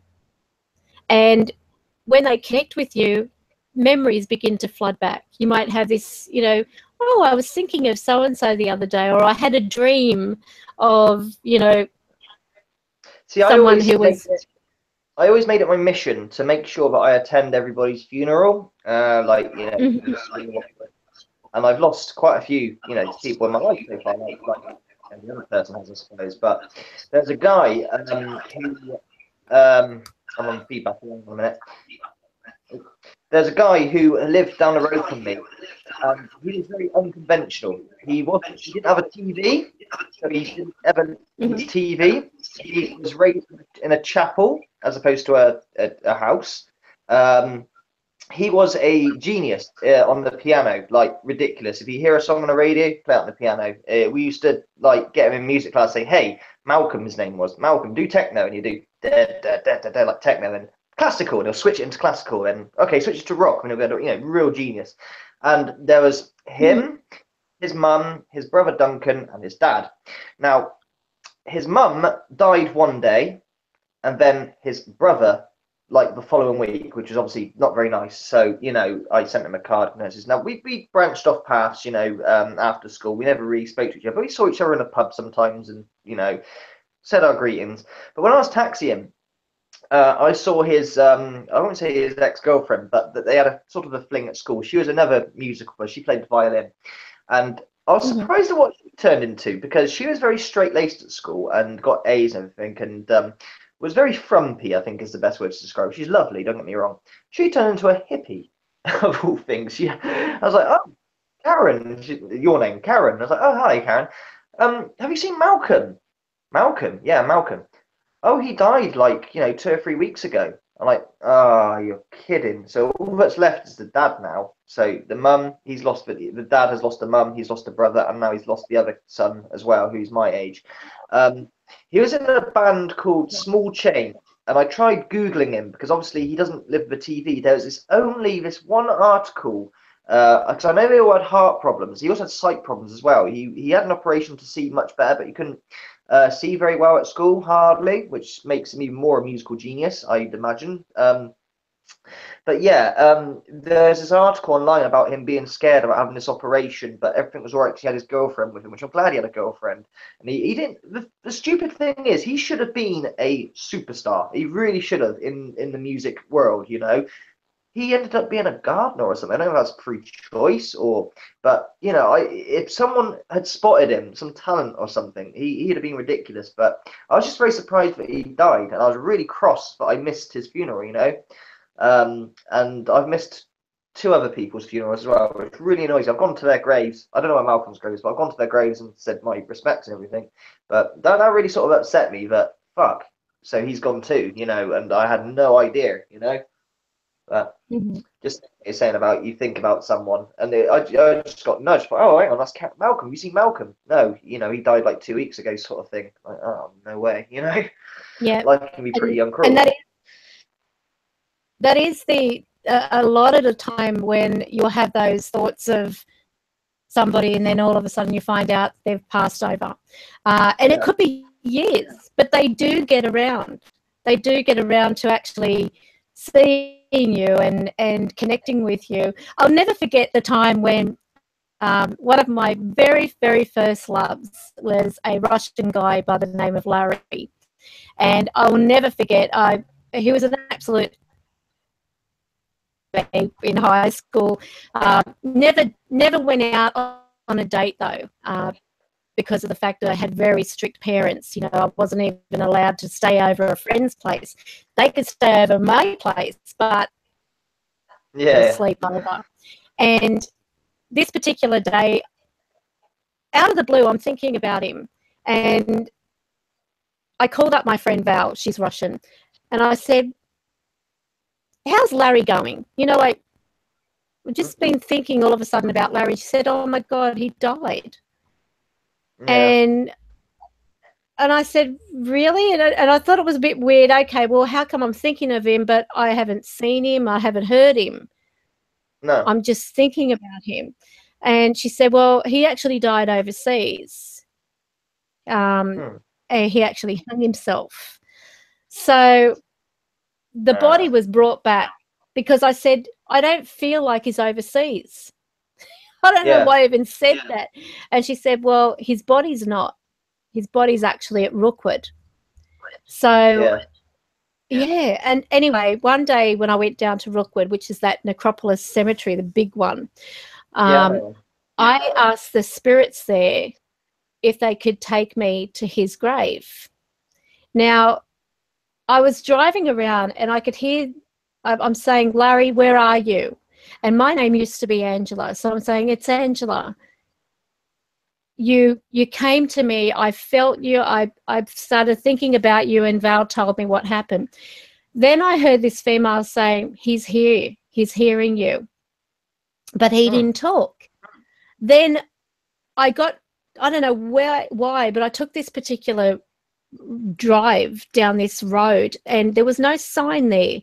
And I thought, okay, something's taking me. And I'll tell you what was weird. I virtually took my foot off the pedal of the accelerator and the car was still going. Now, I don't know whether cars do that generally, you know, just keep going. But RX-7 or? No, this is the RAV4. Okay. They shouldn't. Yeah. Well, it kept going. I mean, and it wasn't as though it was like going down a hill. It wasn't like in neutral. They did have a really cool, I can't remember what year it was, where people were saying, oh, the throttle staying on, and everyone freaks out and panics. You just turn the key off. Well, this is a thingy in there, but you know what I mean. Push start button. What had happened? Even so, it was a flat road. Yeah. Yeah, it was a flat road. So I just thought I'll go wherever it's taking me. And the weird thing was, this road had potholes in it. It had like loose gravel, that type of thing. But I didn't even need to touch the wheel. I didn't even need to touch the steering wheel. It was like steering itself. And I'm thinking, oh God, you know, because I thought, all right, I'll see what it does. And I let go of the steering wheel because it was just like rolling.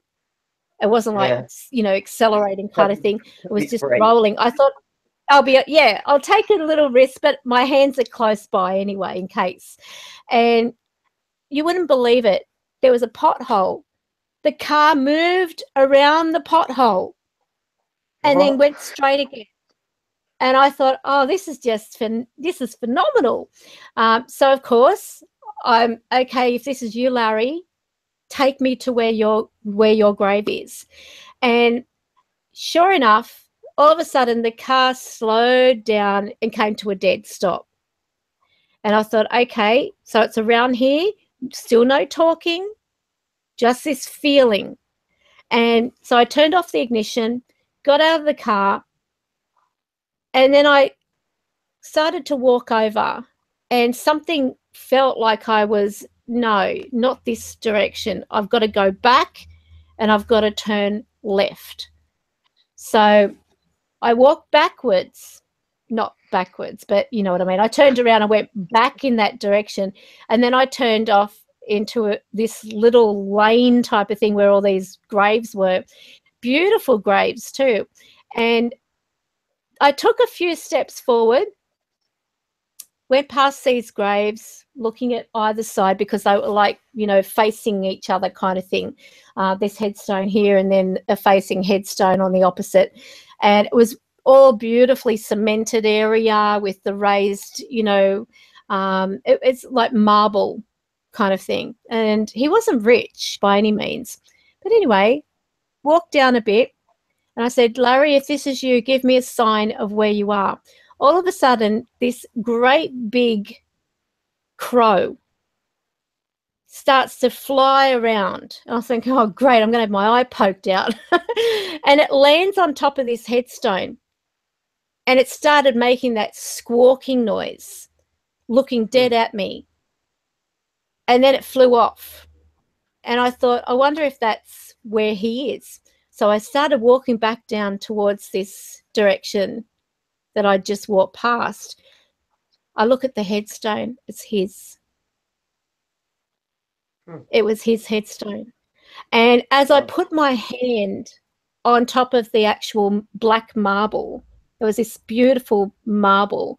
I put my hand on top of the marble and I could feel like there was almost a strange vibration. I don't know whether you've ever like run your hand over something and you can feel almost the electricity coming off it. I get that a lot when I touch, you know, like my computer. Not that it's electrical as in, you know, with loose cables and so on, but I get this strong electrical kind of feeling. And if my daughter comes in and she touches my hand, she says to me, there's so much electricity coming off you. And I thought, okay, maybe this is me interfering with some of the things too when I've got them around me in the room. Maybe it's me, but it's so weird. I could feel this vibration coming off the top of this blooming marble. And so I decided to go back to the car and I grabbed my iPhone and I put that down. I said, Larry, I'm here. And I'm so sorry that, you know, what you've gone through and you were too young to take yourself, because he was basically probably a little older than me, but when he apparently did that, he would have been in his 30s. So, I mean, that's very young. And by then he had two little girls. So you think, you know, this is a person who had their life, you know, mapped out for them, had a family, 2 little girls, a wife, and for some reason he was so depressed that he hung himself. And you can imagine how devastating that would have been for his parents. So to actually have that connection, I thought how beautiful that in some way he's said his farewell, you know, like still remembered me after all that time. So it's really, I don't know. And the weird thing is I've tried to go out there and look for his grave since. I can't. I'm disorientated. I just, you know, I thought I'm sure it's in this direction. It's a big place, in there. Oh, it's a huge place. But I mean, yeah, these particular graves, they all sort of like in this particular section are very similar. And I thought, I know how far it was from the road where I parked. And I'm sort of like using memory to guide me. But the weird thing is I can't find the thing. I can't find it. And what's more peculiar is I, on that day, put in my iPhone the actual number that was on the actual grave itself and the section that it was in. And I can't find it. I'm baffled. I can't find it. This particular day also was one where I actually had caught on the recording a young child who was crying going past me, and this was a spirit. Now, there was also this singing that wasn't there, like physically, because it was like a late afternoon type of thing on a weekend, like a Sunday, where there was no actual ceremony nearby, but there was this beautiful singing. But this young child's sound of their crying and everything, you could actually hear the crows bellowing. And often I've actually discovered that when spirits are crying, you'll get the birds chirping really loud, especially crows. They begin to, you know, like squawk and carry on. Magpies go absolutely mental when there are spirits around. I've noticed them, you know, they get really agitated. They, you know, basically are walking around things, and they're looking up, and because they know they're near, but they do go funny. And I think you heard that recording where the spirit said, "Catch the bird," you know, and the bird started, you know, flying off, squawking and everything, because it was an arsehole spirit saying, "Get the bird." Yeah. So they, amazing. It really is. But with going back to the topic, as we always get off topic, they do help us. I don't think I lost too much of the topic, because Larry technically helped me to find out that he was, you know, on the other side, and to have one final goodbye. But they do help us. As I said, you could have so many close calls yourself, you know, with accidents and so on. Or you might get this funny feeling of locking the door, and you might not know why. Whatever these feelings are that you might have, listen to them. Listen to those gut feelings, because they're telling you something. A lot of times you'll actually find it's either a spirit relative, good friend, or even your angels and guides. They might come through as an, you know, like all of a sudden you get this feeling of, I've got to go here, or I've got to do this. And it may be, you know, to you, it could be something like, you know, I've got to go and check on the baby.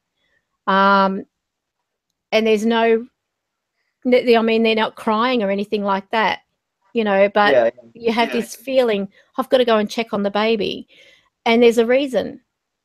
There may be either something that is telling you you've got to get in there now before, you know, either an arsehole spirit or something else is in there with them.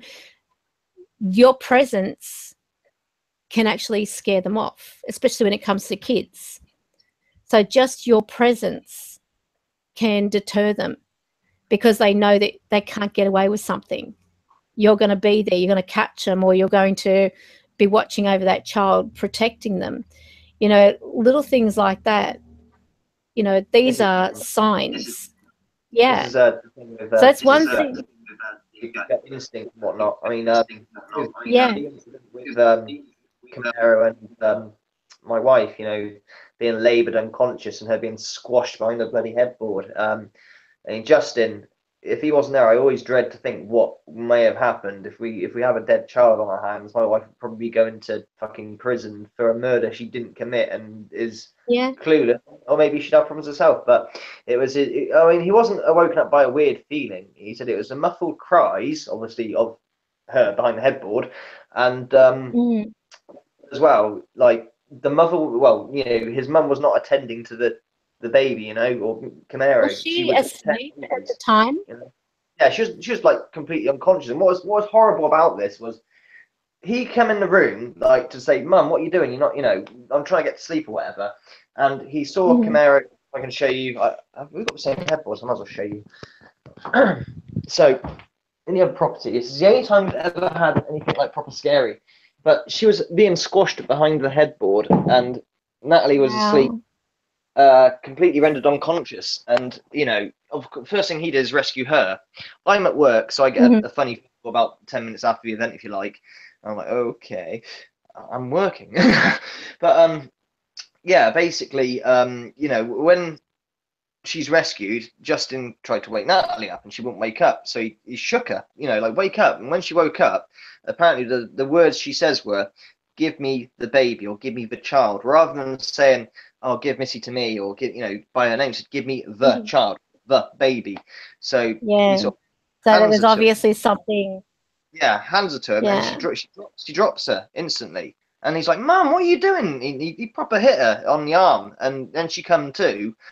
I'm like, okay. And she says she's got no memory of anything. She's like, she goes, it's like being, wow, she doesn't say a word like being dead, but she goes, if you're asleep, you have a dream, or, you know, you have an accountance of time. You know what it's like to be passed out or whatever, or even under anesthetic. She goes, it was like nothing, like I didn't exist, you know, for that time frame. And that's the only time we've ever had a incident in that old house that was, you know, deemed life-threatening or, you know, proper scary. Like I say, the phone call that I received while at work was, you know, absolutely in hysterics from, you know, Justin and Natalie, and telling me to come home, you know, because we, you know, what the hell's going on? Is anything else going to happen? So I did come home, and well, nothing happened, but you know, they're both telling me, you know, I thought, right, you know, so well, you know, it's something going on there, because it's like a far-fetched tale to go to. I knew the house was haunted because, and all the rest of it with Charlie and all the rest of it, because I'd experienced it before, but we hadn't had any contact for like a good year or so, you know, at that sort of point, not really. So when I got this phone call, and we haven't had anything this major, I like, right, I need to sort of speak to them separately just to see if, like, I don't know, they've got their events changed, or it's something else, but they think, you know what I mean? Or maybe she was just really tired and not with it, and she just dropped the child, you know, or maybe she crawled it down, you know, lifted herself up behind the headboard. But Justin was adamant that she was down, her head was down, you know, the headboard, and there's pressure being applied, you know, and that's why she was screaming and going nuts. And both of them retell the event, or the tale, if you want to call it a tale, in exact detail, you know, cross-referencing each other, and it generally frightened the fuck out of me, because I thought, shit, you know, if something like that can happen again, what happens if Justin wasn't there? What happens if Kimmie did die? Exactly. You know, what did you say to the police? Oh, a ghost did it? You know, what, you know, they're not going to accept that. I mean, I suppose you could do forensics and they would see, maybe, hopefully, but, you know, it'd just be, you'd be nut house, wouldn't you? You say a ghost did this? Well, yeah, I think you're gonna need a straight jacket. Yeah. So, you know, go with your gut instinct and whatnot, what you're just saying with feelings and stuff. Put you back on charge again now. Yeah, you should listen to them, because they're there for a reason. I mean, we're instinctive beings anyway. We are born with that conscious, that type of awareness, but not too many people listen to it, even when it comes to say, for example, relationships or friends. Terrible. No, I kick myself. My wife always says, listen to your gut instinct, you know, Phil, Ed, Order, twat, whatever she calls me. And I'm like, yeah, and I'm always don't. I do the complete bloody opposite, because my brain thinks it knows better than here, and yeah, it usually ends up in some sort of consequence of some sort. I don't know what. Oh dear. But you should, because, as I said, I mean, you don't have to train to listen to a gut instinct, because we, by nature, are born with instinct. Yeah. So when it comes down to it, honestly, you just listen to it, because of the fact you may be saving yourself or someone close to you from something catastrophic, or which could be catastrophic. I mean, had Josh not gone in at the time, like you said, what could have happened?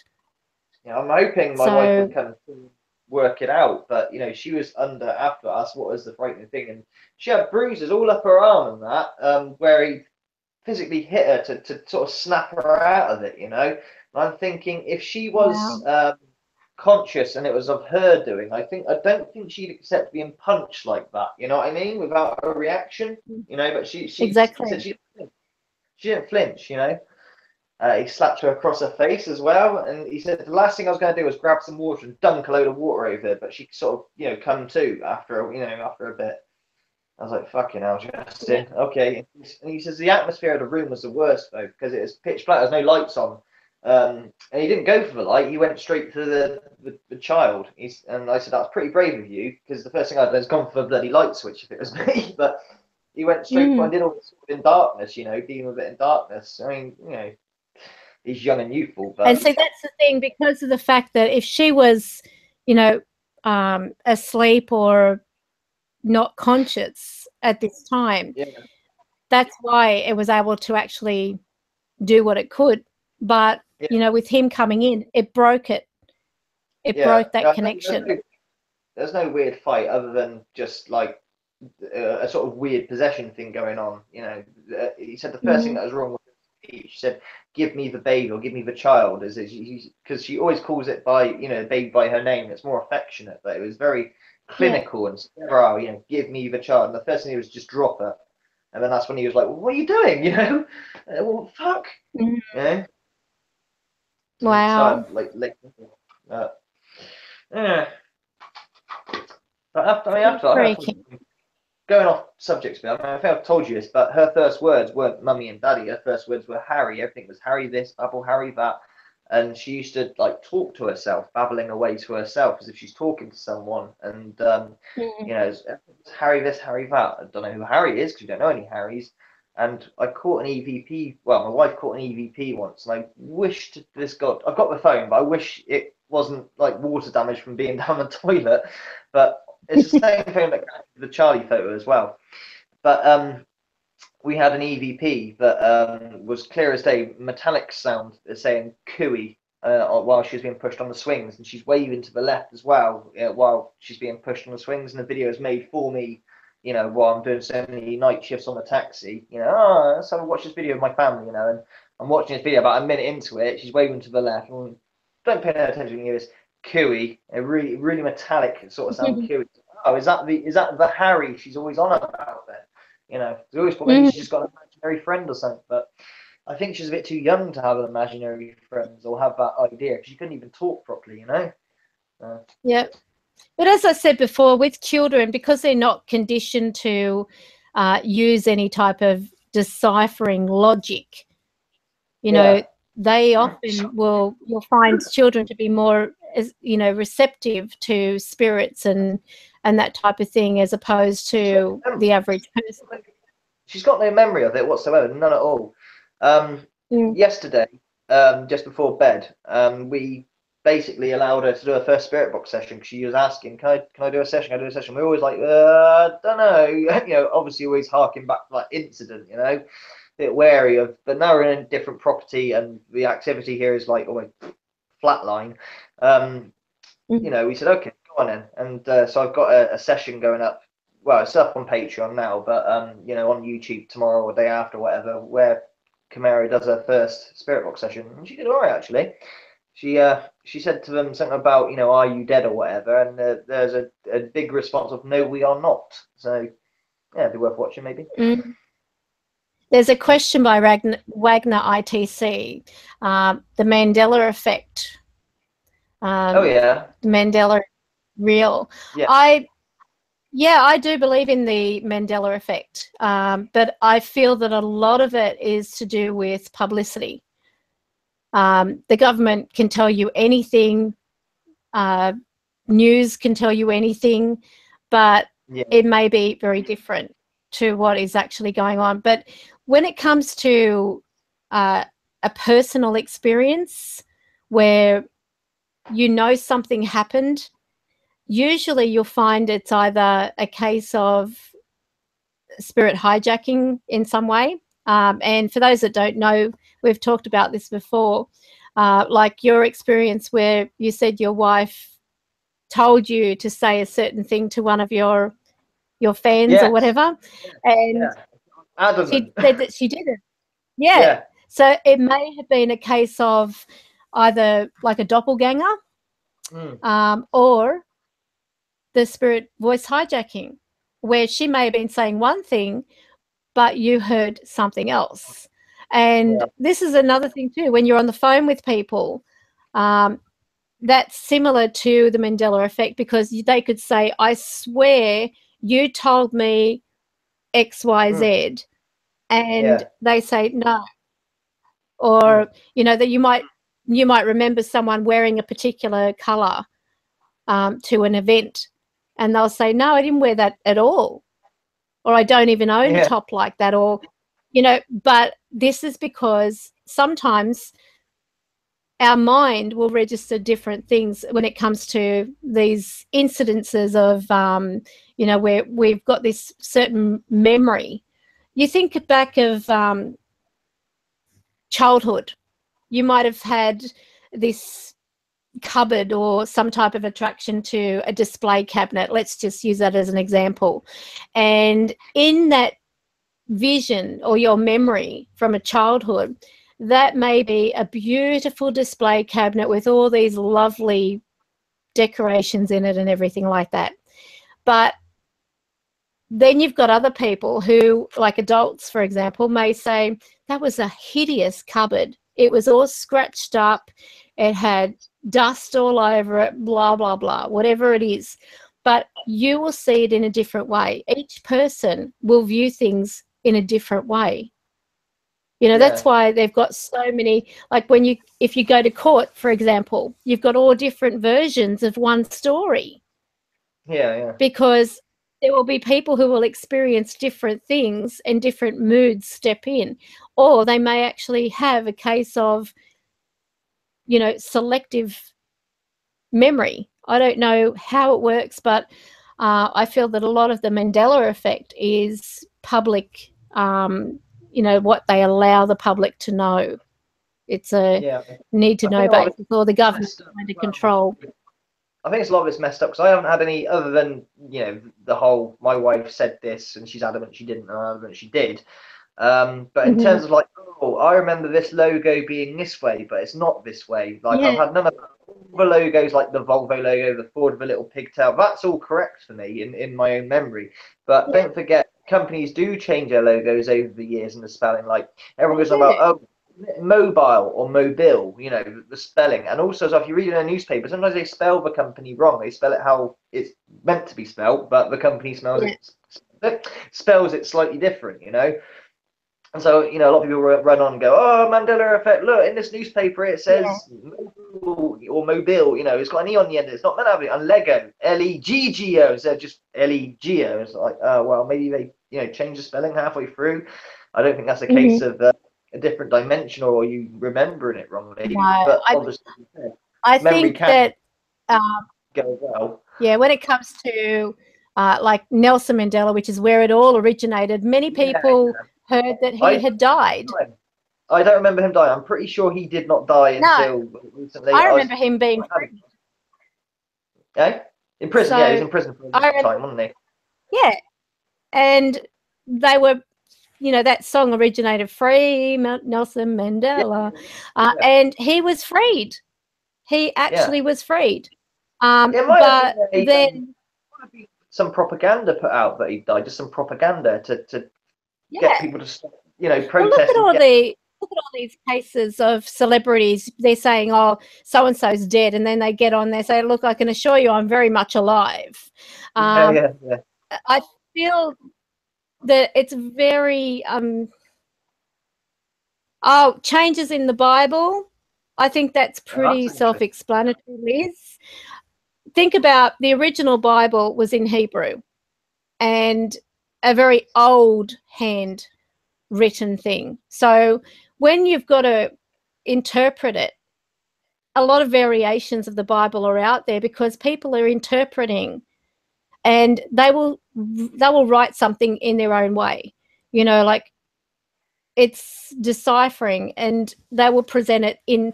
And don't tell me that many of the Bibles don't have some personal input, if you know what I mean. You know, like, oh, I'll add this. No one's going to know. No one's going to question it because it's the Bible or it's the Quran or whatever. I mean, there are so many. Hang on, what's this? See, I've got a problem. The Bible is a bunch of stories from memories, certain words and phrases. See, I can't cross-reference anything because I'm not like a movie buff. You know, the old one, Luke, I am your father. It's actually, no, I am your father is the correct line, you know. But because I'm not a big movie fan, so I can't go, oh, yeah, I remember C-3PO's like being silver and he's not all gold or whatever the, you know, the version is. You know, you know, I'll say logos haven't changed for me. I don't know much about the Bible. I did read it a long, long time ago, but not enough to study each word and know it correctly by any long shot. So I've got nothing to cross-reference yet to say that I've had a Mandela effect yet, other than my wife, which I told you about. It was my very first one, I suppose. You know, Yeah. And that's a very recent thing. That's not like, you know, years ago. Oh, I remember that differently. You know, that's quite recent, like within the last few weeks or whatever. You know. Yeah. Well, look at that. That very good example of our live stream when I was at that Russell Hotel, and we did that test basically of asking who's in the room and have they been in there that long. Now you spoke, you said same question here, and that didn't even come over the recording at all. They used your words and used it to say yes. Yeah. And so I mean, we will have spirit interact in certain ways, but then when it comes to the, you know, like, because we're going a little bit off subject, with the Mandela effect, technically I believe that it's a lot to do with you know, manipulation through the tabloids and stuff like that. It's what they want you to hear, and a lot of it could be misconstrued completely, you know, like you can't believe everything you read, you know, as they say. You can't believe everything you see either. Yeah, that's definitely a thing. I mean, we're aware of that. Just look at paracetamol, sort of thumping headache all of a sudden. 2 secs.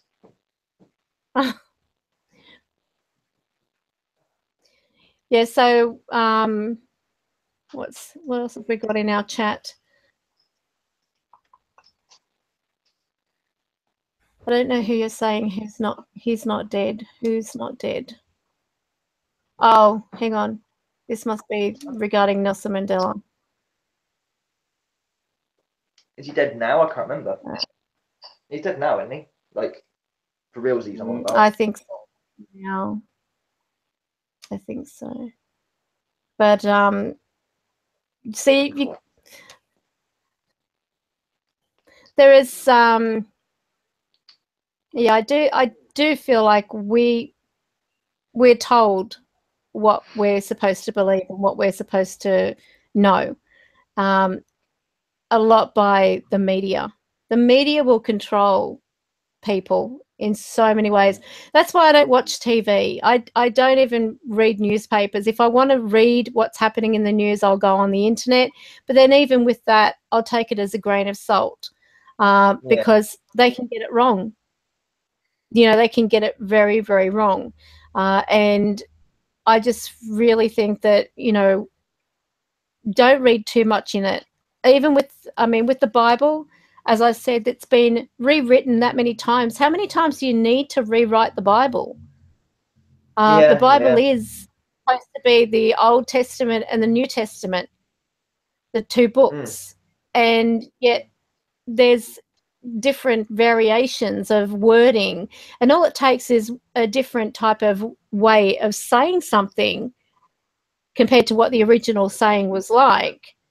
And everything's blown out of proportion. You know, that's when people have arguments. So I don't get into politics and I don't talk about religion. They're the 2 things I have. But yeah, I just, you know, going back to that Nelson Mandela thing, I really think it's a lot to do with, you know, media and the government. So yeah.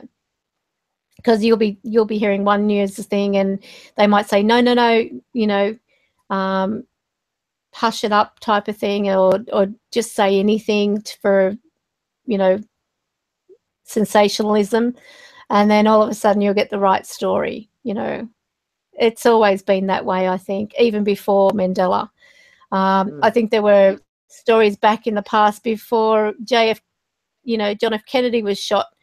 You know, making these preemptations about him being targeted and stuff like that, and then all of a sudden, you know, he's really shot in public, or he's, you know, had a death threat or whatever the case. You know, there's a lot of different things. Lady Di, you know, people were saying even before her situation, they were trying to kill her.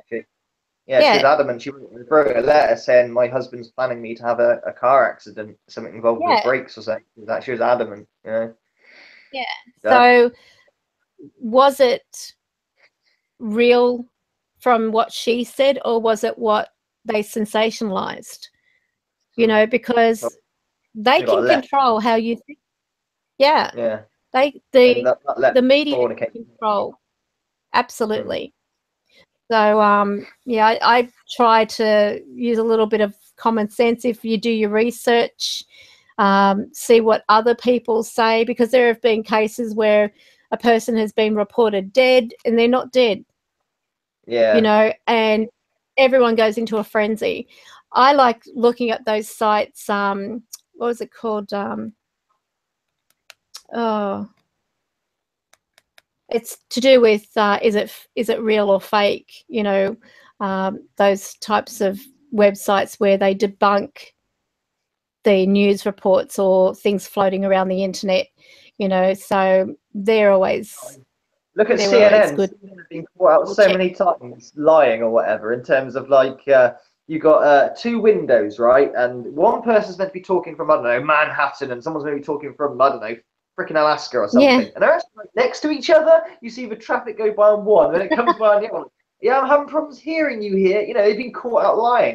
Or, you know, we're at a big protest here, and then the camera looks like there's lots of people, but just to the left of the camera, there's nobody there. You know, big protest, my ass.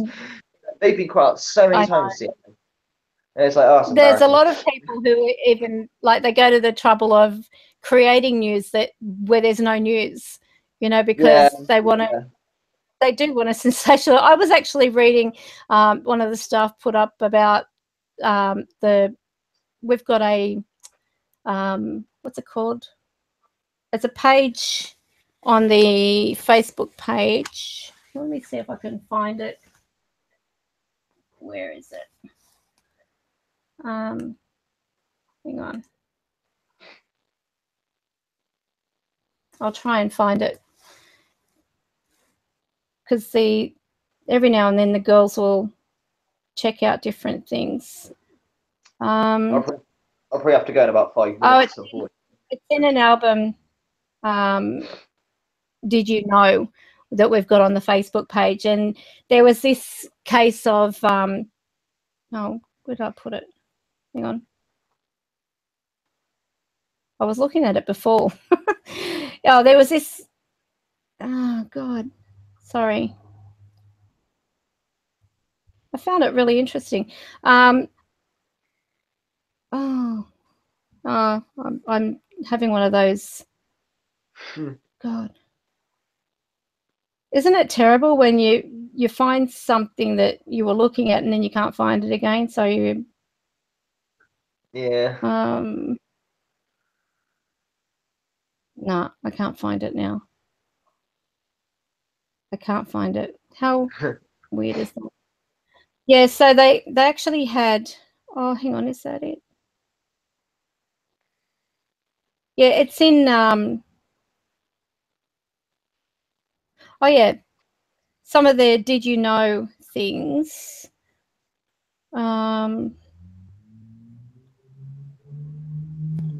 God. Oh yeah, in 2005, Iraq insurgents tried to convince American officials that they were holding an American soldier hostage and meant to kill him if Iraq prisoners were not released. However, their supposed hostage turned out to be a military action figure. Yeah. Not an actual soldier. But they sent a photo. I'll see if I can show you that photo. I have to go into the page. Hang on. Give me a second. I will show you on the page. So, oh God, where is it? It's an actual action figure. Oh, you're kidding. Yeah. And they've got the actual soldier. Hang on, where are we? I'll share that. Share. Here we go. Look at this. Oh, see if I can enlarge it. Oh, look, it's this action figure, and they've even got like a little rifle, which is here in the actual action figure, pointed at him. Oh my god. Yeah, so I mean, people would have been in a panic over that. Yeah. Freaked out about this being a soldier who was going to be killed and everything like that, and it's an action figure. My word. Well, so don't believe everything you read. Definitely. On that bombshell, I'm gonna have to go, unfortunately, because I need to tidy up and I need to work out what I've got to do with cars and things and God knows whatever else. So everyone that's commented on my last two videos, I will get back to you probably today. I'm just gonna work out. Yeah. So how's it going anyway? I didn't get to see your previous video. Cut a long story short, I was lucky to get the car home yesterday. It threw a belt off for the alternator, the water pump, and the power steering. I cooked the engine. I don't think the head gasket's gone though, but yeah. So I've got a GoFundMe type thing because the car can't move at this moment right now. It's pretty bad. So what's the GoFundMe under? Save Daisy May. That's the one. Yeah, Save Daisy May. Save Daisy May. Save Daisy May. All okay. One. But it's on my description thingamajiggy, and you know, the main thing is to get any transport just for the minute and deal with, you know, keeping the car later so it's safe, it's on the drive and everything. And I'm just so glad it got me home, to be honest with you, because it threw this problem like 20-30 miles out to where I was coming home. So I was very lucky to get home because you know, if that battery had gone flat, there's nothing charging it, the temperature was through the roof, and it took the entire abuse and got me home. You know, I was quite surprised at that. So yeah, it did very well. But right now, like, my wife's gone to work, my dad's had to take her to work, you know. I'm missing paper rounds, which sounds really funny. Oh, the paper round, schoolboy. But no, seriously, that paper round pays quite well for what it is, you know. So I'm losing wages there, and I can imagine the guy at the shop, who, you know, realize is a great guy, but I can imagine screwing because he's got extra work to do now. Yeah, right, fucking mess, but it's life, we have to deal with it. I'm just really humbled by the amount of people that have like written in, said, you know, oh, look at that, thank you. So yeah, is that the right way? Yeah, I think is it coming through the right way? Yeah, it's coming through the right way. It's just no spaces in it. No spaces. No space in where? Save Daisy May, one word. Yeah, and it's MAE. Or is it a dash? I think the best thing to do is go to my description. It's in the link. Oh shit! But yeah, so it's save. Is it showing yet? So no, not yet. It's not come up. Well, at least on mine. So it's save Daisy MA. Hang on. There's a dash. Oh fucking hell! I got a headache. Just wait a minute. How come it's not changing? I don't know. But hang on a minute. I'm trying to. That's weird. I'm turning it off and I'm turning it on, and it's... What is going on? Most happening. This is so stupid. It's all right. This is. I think people know what we're on about, I'd imagine. So, thank you very much. Anyway. Daisy May, for those wanting to know who it is, it's not a person. It is a car. Like an organ transplant. It's because some really kind subscriber, Joe mainly, or Springtrap, one of Karen's Patreons and mine actually bought the car for us, for our family, and they chose like really well. I mean, and they played this, I wouldn't say it was a mean trick, it was a brilliant trick. They said, oh, it's just a little Ford Focus, it's a bit tatty, you know. I was over the moon that they got that trouble to get me a car in the first hand place, and then they turned up, that's right, but now you've got to put a little dash between Daisy and May. I'm trolling you. No. Sorry, but typical male. Okay, so let me take it off again. Yeah, people work it out. They'll work it out. Trust me, they'll work it out. It's all good. Kind gesture, regardless. Thank you. We will get there. What the? So yeah, they bought me the car, and it's just really grown on us, and I don't want to see it go. Yay, that's it. I don't want to see it go to the scrapyard. I mean, if it has to, it has to, or whatever. You know, the main thing is transport of any description. A donkey, as I call it, I will get myself a little donkey, and you know, and we'll deal with the car later if that makes sense. So yeah, if you know anyone who's got a cheap car in the UK that's got a couple of months MOT, yay. But you know, we'll work it out. And it's the fact that it's someone who got me it. They love the car. Is there a certain amount that you've got quoted that you need? Yeah, well, we tried to work it all out. It could be right. I've put what I call an ambitious figure. I put £1,375, which is like ouch, because technically you could buy another one for what, 800-900 quid or something, which is, you know, so why the extra funding? Motors are expensive things. This is it, you know, it's a case of, like I say, if I fall short of a mark, I'll keep the car there and wait till I can save up or whatever. Just transport is the main thing. Someone said, can't you just change the belt or whatever? But I want to know why the belt got thrown off in the first place. If the belt just, you know, ripped and broke and a new belt, no worries, no problem. But it was making a really nasty grinding sound. And in my head, I thought, oh, well, that's the shells, because the big ends were going on it anyway. This is such a long-winded thing. And I thought, okay, so the shells are gone in the piston. It's coming towards the end of its life now. So it's now piston on crank. That's what that grinding noise is what I was telling you. Because it was... And then has it been vibrating? Yeah, it was. Has it been? Yeah. And Chris just said it vibrates. Yeah, it does. Yeah, it does vibrate. It's a sounds like something out of Grand Theft Auto. You know, you trash up a car, and then it made this awful clunk, clank, and wow, the battery light come on, the temperature started going up. I was like, okay, so I wasn't.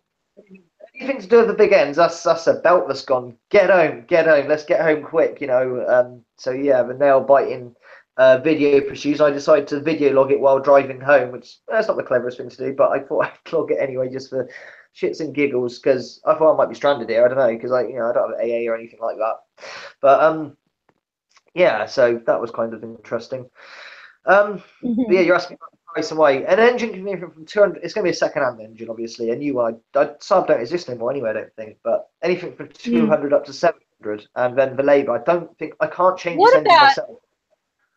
What about scrapyards? Do they have them? Well, that's where the engine will be coming from a scrapyard. We looked on eBay, and Scrappy sell engines as complete units, just like I did in my old BMW. Anything from 200. Yeah, they're all reconditioned and warrantied up and all that sort of stuff. Anything from 200 right way up to 700, depending on mileage and stuff like that. But the labour is what is going to hurt, because I can't do this myself, because it's a tight, cramped engine.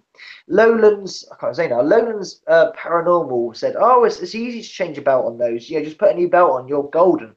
Well, assuming it was just the belt that's gone, that'd be great. But is it easy? I couldn't even get my bloody hand in there. So if you can show me how to, how easy it is, that'd be grand. I can get a 15 quid belt and whack up what happens. But you might have to do a course.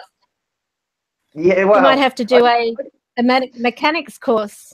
Yeah, I can do, like I said, I changed the engine on the BMW myself. That wasn't hard because there's lots of space under the bonnet. This is like really tight and compact. I show it on the video, my hands but he says it's easy to do, and if it isn't, great. But I want to know why the belt got thrown in the first place. If the water pump has jammed up and stopped working, that engine has had it anyway. That needs to be taken out, because I think it's going to go past the stage of fixing the big ends. It's just easier to lump a bloody engine in it, But well, it's had quite a bit of wear. So it's had 155,000 miles. And about 5,000 or 6,000 miles of that has been through big ends going. So it's been wearing and doing, it's been really loyal, that car. It really has. But I don't know. I mean, it's up to you. I mean, I feel I've got a big guilt complex about it, but I don't really want to go into that either. I don't even like talking about it necessarily, because it's like, reach out for the help because everyone's so kind and generous, and then oh fuck, I'm no good at this sort of thing. But it's a genuine request. If you had the money to do it, you wouldn't be asking. If you could have a little bit of a helping hand. So like it's a genuine.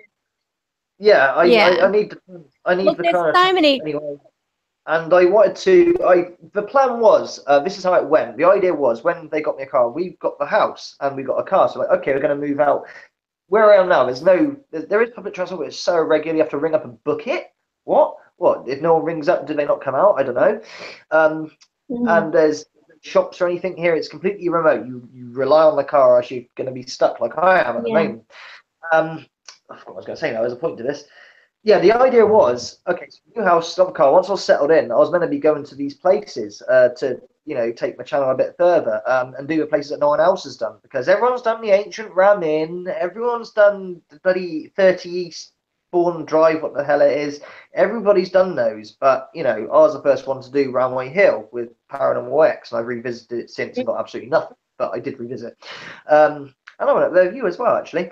I wanted to go to that place in Wales where all those teenagers had, all done suicide, all on different times, but there's like a suicide spate going on. I wanted to go there and see if I could make contact with all these places that people hadn't done. That was the idea.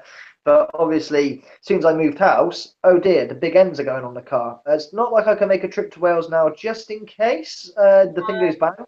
And that's what I was waiting on. So, yeah. Anyway, well, look, you can only ask, and no one's got a gun to their head saying you've got to do it. No. So it is, it's a voluntary thing. If you can spare, a few dollars. I love to, but I can't, etc. Look, the thought was there. Okay, that means a million. Don't ever go hide yourself. I wish I could. I know someone put up a stink. Oh, you paranormal communities England are really going for it. You got what's his name over there who's homeless scrounging. Now you lot are taking the piss. I'm like, okay, well, you might have an actual valid point. But in terms of having a job, how would I get to the job? Would I run to devices? Even a cycling would a good hour's cycle from where I am at least. So wow. That's a pity. Shit. It'll work out. It's okay. This what life throws at you, and like I said, I'm very, very lucky to have the support I do, and I'm more than humble. I mean, look, this just came through the post from Mr. Fizz. So, how many times has this man done things for me? How many times has anyone else done things for me? Not even for asking. I didn't ask for this. Yeah. I'm just amazed at the kindness. Yeah, it's something. I didn't when I first started this channel and this one single rant at a single man, which we're not talking about right now, I didn't really think it would get to this sort of level of things. And it's hardly like I'm a viral channel or person per se, anything far from. But as I keep saying, I wouldn't trade my subscribers or any of the people I speak to for freaking viral figures or PewDiePie's fucking subscribers in the world. Honestly, no. Obvious reasons that. I know a lot of them. Well, online we say he knows me, don't actually meet, but I know a lot of people's stories and a lot of a lot about them. What they've put trust and confidence. A lot of them email Mrs. Magnitude with their woes and problems, and she'll sit there with them and go through with them and that. So there's a lot of rapport, relationship build up with a lot of these people as well, which is it's beautiful. That means that's very validating to us. So even without the support, it doesn't matter. You already do 1 million just by watching, being on the live stream now, etc., etc. I know I'm not a social media person. I don't do Facebook and stuff. So you guys have all got me out of the show in the first place. So you've done it 1 million times. So thank you. But yeah. Yeah, and there's a lot of people that actually do care. So the good thing is you're also doing something a bit more proactive with the patronage, the Patreon page. So give more on it. Also, the only thing I've been holding back on it, I don't want to disclude anyone. I feel like it's a bit of a kick to the teeth when someone goes, well, I want to get that Patreon content, but I'm freaking broke. How am I, lose out on order of magnitude? Fuck me, I'm full of myself. Just make sure that because like for the first, I think it's only like the last month and a half that I even saw anything, because apparently what the patron thing does, they weren't transferring because I didn't sign some type of declaration. So if you haven't signed some particular declaration thing. About the funds, when they transfer the funds, they nick everybody's money and then they sort of... No, okay. It's not that. I'll tell you what it is. Hang on a minute. Let me just bring it up. Do you find that page really awkward to use as well? Because navigating it's like, okay, who built this page? It is really hard work to navigate. Yeah, it is sometimes. Where are we? In the settings, when you go to settings. Yeah, I certainly don't bother using the app. You have to use the browser to get the full thing, don't you? And the app is really sort of simplistic and awkward. So you've got to fill in. Where is it? The tax, is that you're about a tax form? Is that what you're about? I'm declaring you're an individual, not a corporation, or all that kind of thing. Yeah, there was God, I'm just trying to find it. You had to sign something and send it back. Oh, it's called the tax and payment information. Yeah. Any creator that is not a USA taxpayer must complete a W-8BEN form.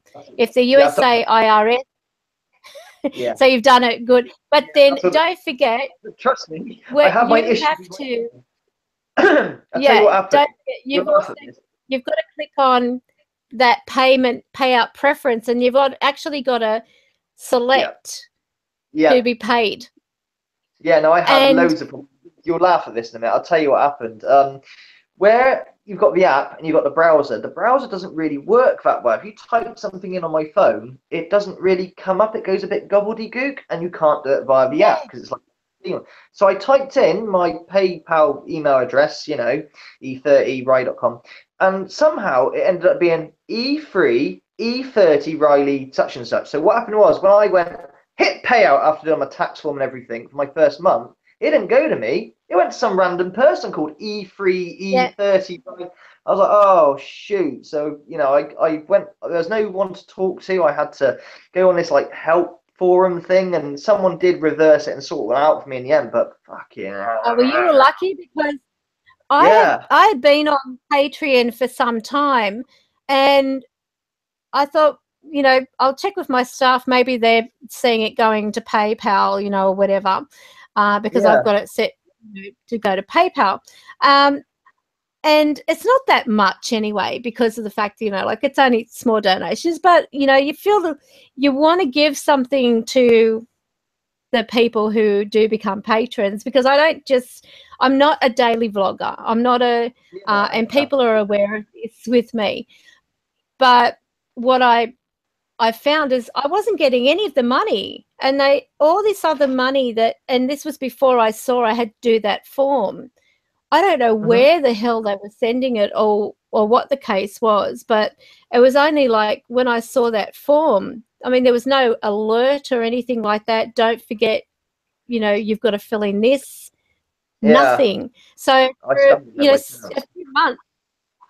A few months. God knows where the money's gone. Yeah, it's very, very touchy, that site, and I'm a bit wary of it as well. So the good thing is, like, people aren't going nuts in the donations, because I would have hated to think. I mean, like, still, when you think about where did that other money go before I filled in that particular form, they can't tell me. That's bad. They should have an account for everything. Yeah. Well, that's tricky. Right. I mean, I just thought it would be an interesting way of, doing something for some people. And at the moment, what I'm actually doing for those that are my patrons, I've actually the last week or so, I began to introduce a new type of communication with the ITC, but as a private session, asking one where who was around. It was Chris. No, he's like this, because he actually said to me, "Don't do that," and I recorded him. Now, listen, I'll let you have a very quick listen where he said, "Don't do that." He was really adamant with me. Where is he? I'll just go in. Don't do that. Yeah, saying don't do that. I think I've got it on my phone. Oh yeah, here. See if you can hear this. Okay. No, where is it? Towards there.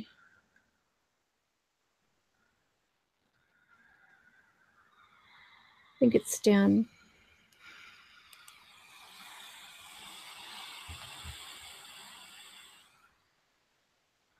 Where is it? Hang on.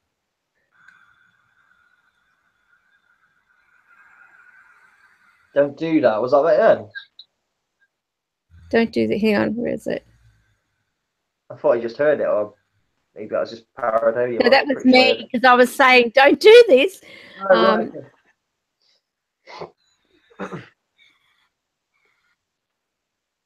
Hang on. Hear that? Don't do that. Did you hear it? It's kind of dark. I know. He doesn't want me doing anything.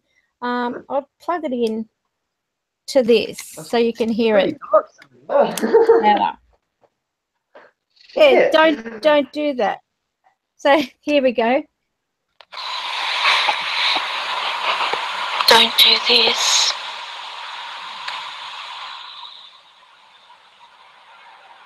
Okay.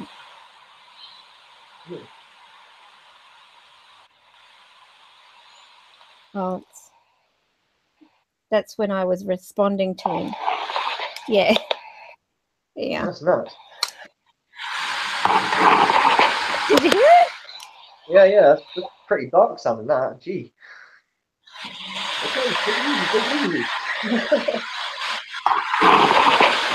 Don't do that. He didn't want me doing anything.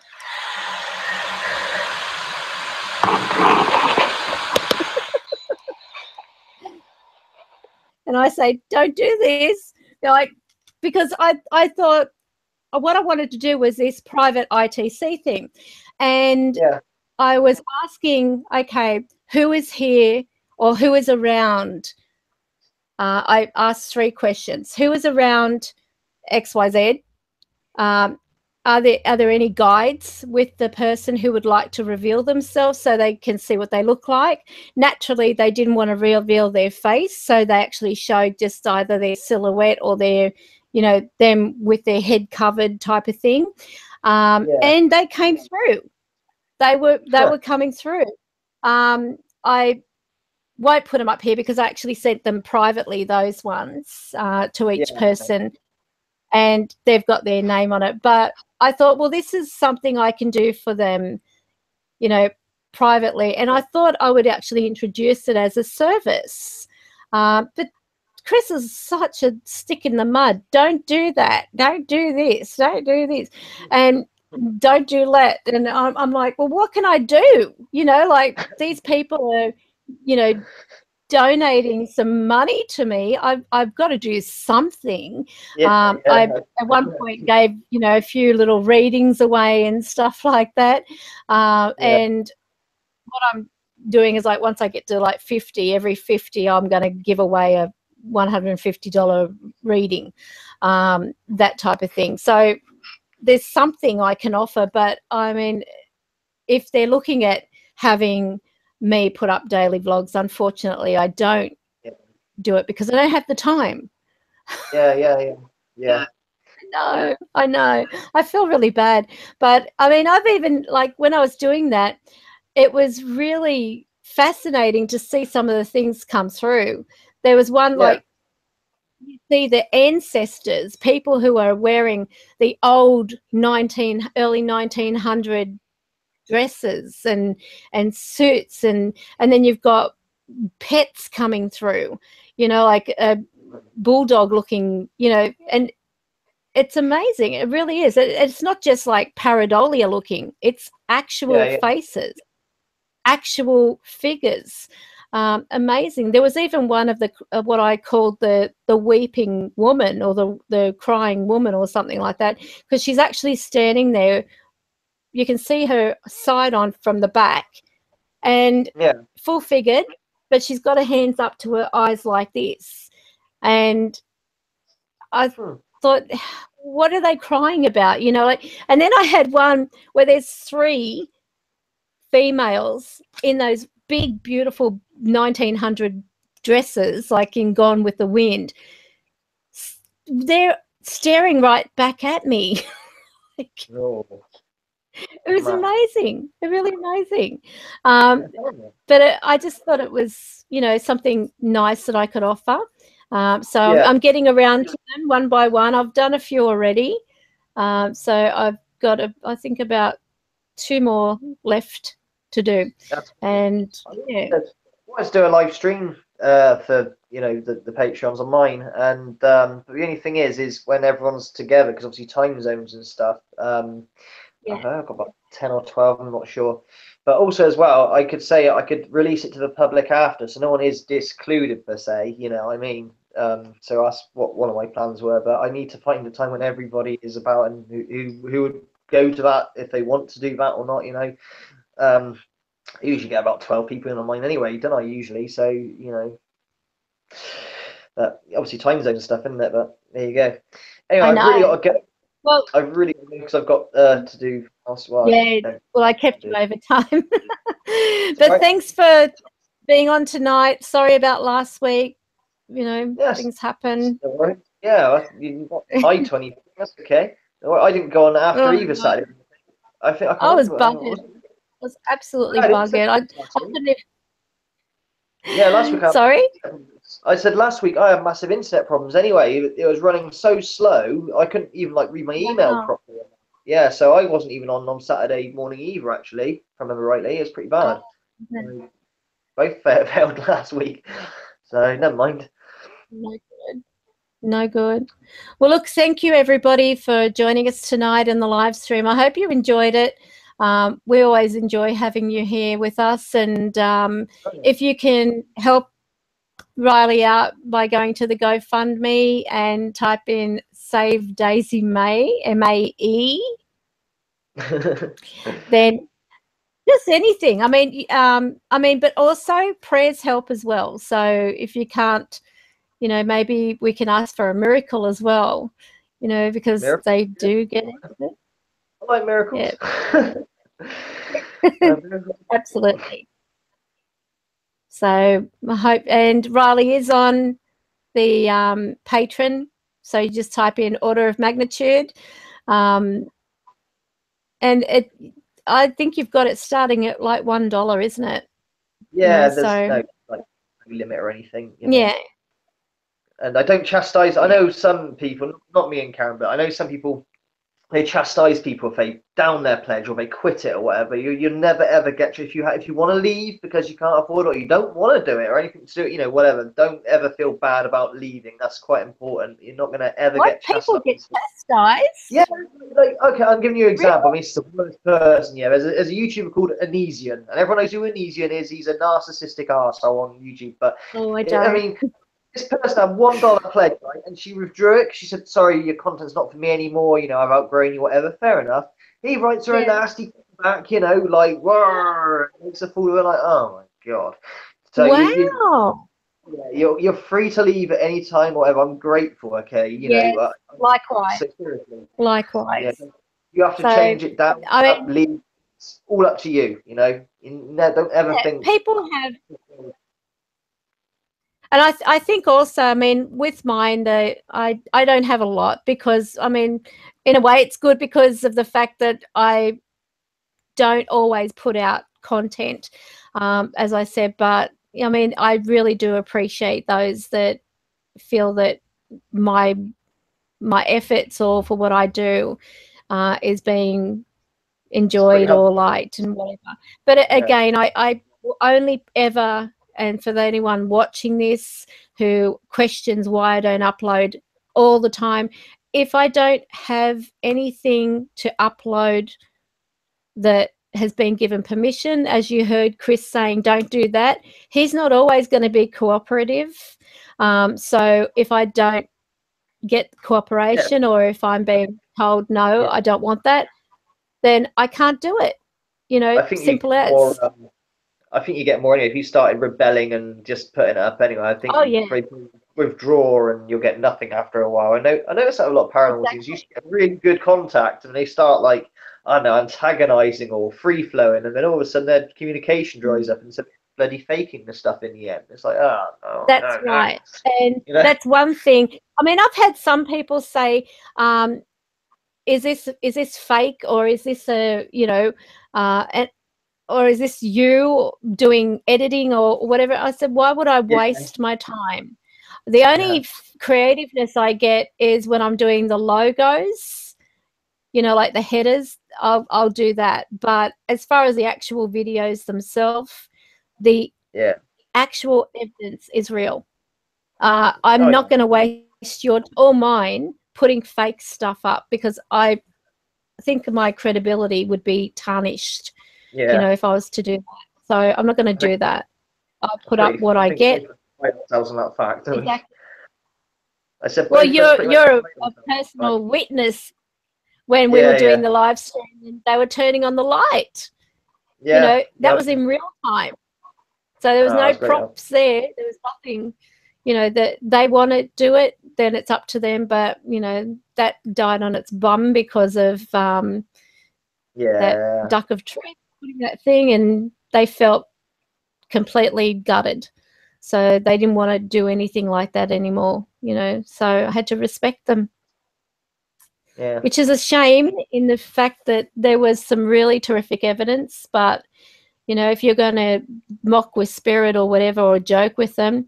I had a case here a couple of days ago, very quickly, where a lady that I was doing a reading for, she said, can the spirits tell you what I'm doing now?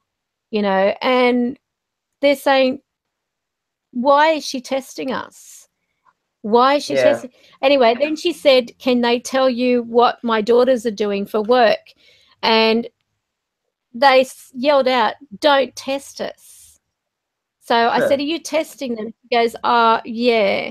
And I thought, why would you do it? You know, like, because they're going to tell you anything, you know, like they will say, all right, you want to play games with us? We'll play games back. You know, and I had a case of that where a lady had written into the page saying that she couldn't find her passport. And of course, you know, because it was just a once-off thing, I said, Spirit, can you please tell me or show me where that lady's passport is? She's in a bit of a panic. And they showed her, they showed me a candle, a window face envelope, and a plastic bag. And these were three things that they showed me. So I wrote, I don't know whether this is going to help, but this is what I was shown. She actually said the closest thing to the candle that she had was a one of those wax warmer things, but it had a light in it. So she went over to that area. She started looking. She said when she opened up a drawer, there was a window-faced envelope, and right beside it, a plastic bag. She said, and inside the plastic bag was her passport. So Spirit was right. They guided her to the actual spot. All of a sudden, there was this inundation, flood of requests. Can they help me do this? And they said, only one. That's it. That's it. And this woman wrote, can you tell me where the kittens have gone? Because we have you know, our cat had kittens. We can't find the kittens. And I begged and pleaded, please, Spirit, tell me where the kittens are. Give me something. And they said, no, we already said once. One, that's it. And I said, but they're kittens. And being an animal lover, I'm thinking, I don't want to know if they're, you know, hurt or whatever. And they said, oh, they're dead. Just like that. And I said, oh, no. So, yeah. That was my grandpa. That's like your cat's dead meat, exactly. you know. Same bloody thing. And that's why I said to you, don't believe it. They may be testing. You know, like if you were testing them or asking them, they'll play games back. So, of course, they're telling me these kittens are dead. I'm mortified. And I wrote back, I'm sorry, I didn't get any very positive result from it. Then she puts up, well, they're not dead. They're under the tree outside playing. So she was testing them. So Spirit thought, all right, we'll tell you whatever we want. Yeah. So she was, you know, when you've got people like that, I mean, I felt embarrassed because I went against the Spirit's request and I put up what they said, which made me look like an idiot. Yeah. You know, technically. So I should have listened to them. I should have stopped, you know, but I was hoping to help this lady with the kittens because, I mean, they're a living thing. Yeah, sounds like a desperate situation, you know. Exactly. So you don't ever test Spirit because you want to play games with them or test them, like ask them questions that you already know as well, then they will tell you anything. And if they don't want to help you or they don't want to give you any information about something, they'll tell you whatever they want to say. Yeah. You know, like with your case, saying he was dead meat and he wasn't. Yeah. You know, so yeah, it can be cruel. But anyway, have a great weekend, everyone. Drive safe, do things safe. And if you're in Sydney or anywhere else in Australia where it's raining, take care on the roads because I'm getting all these different kinds of feelings about, you know, the weather and, you know, rain, and I hate it. I absolutely hate. I like the rain, but I hate the thunderstorms because my dog goes mental. So, and if you do have pets, make sure you're keeping them inside, especially when it's thundering. Yeah. Anyway, thank you for making it to the stream, Lisa and Thumbnail Fan. It's a different name. So, all right then. Well, you have a great weekend. Keep positive. The money will come. All right, that's cool. I will. I'll try. Keep positive. There's always some miracles that happen. We just don't question where they come from. Just, you know, be positive. All right. Thank you very much. I'll see everybody. Okay, see you later. I'll be on my live. Thank you everyone for joining. Bye. I'll see you next Friday. Bye. Yeah. Bye. See you later.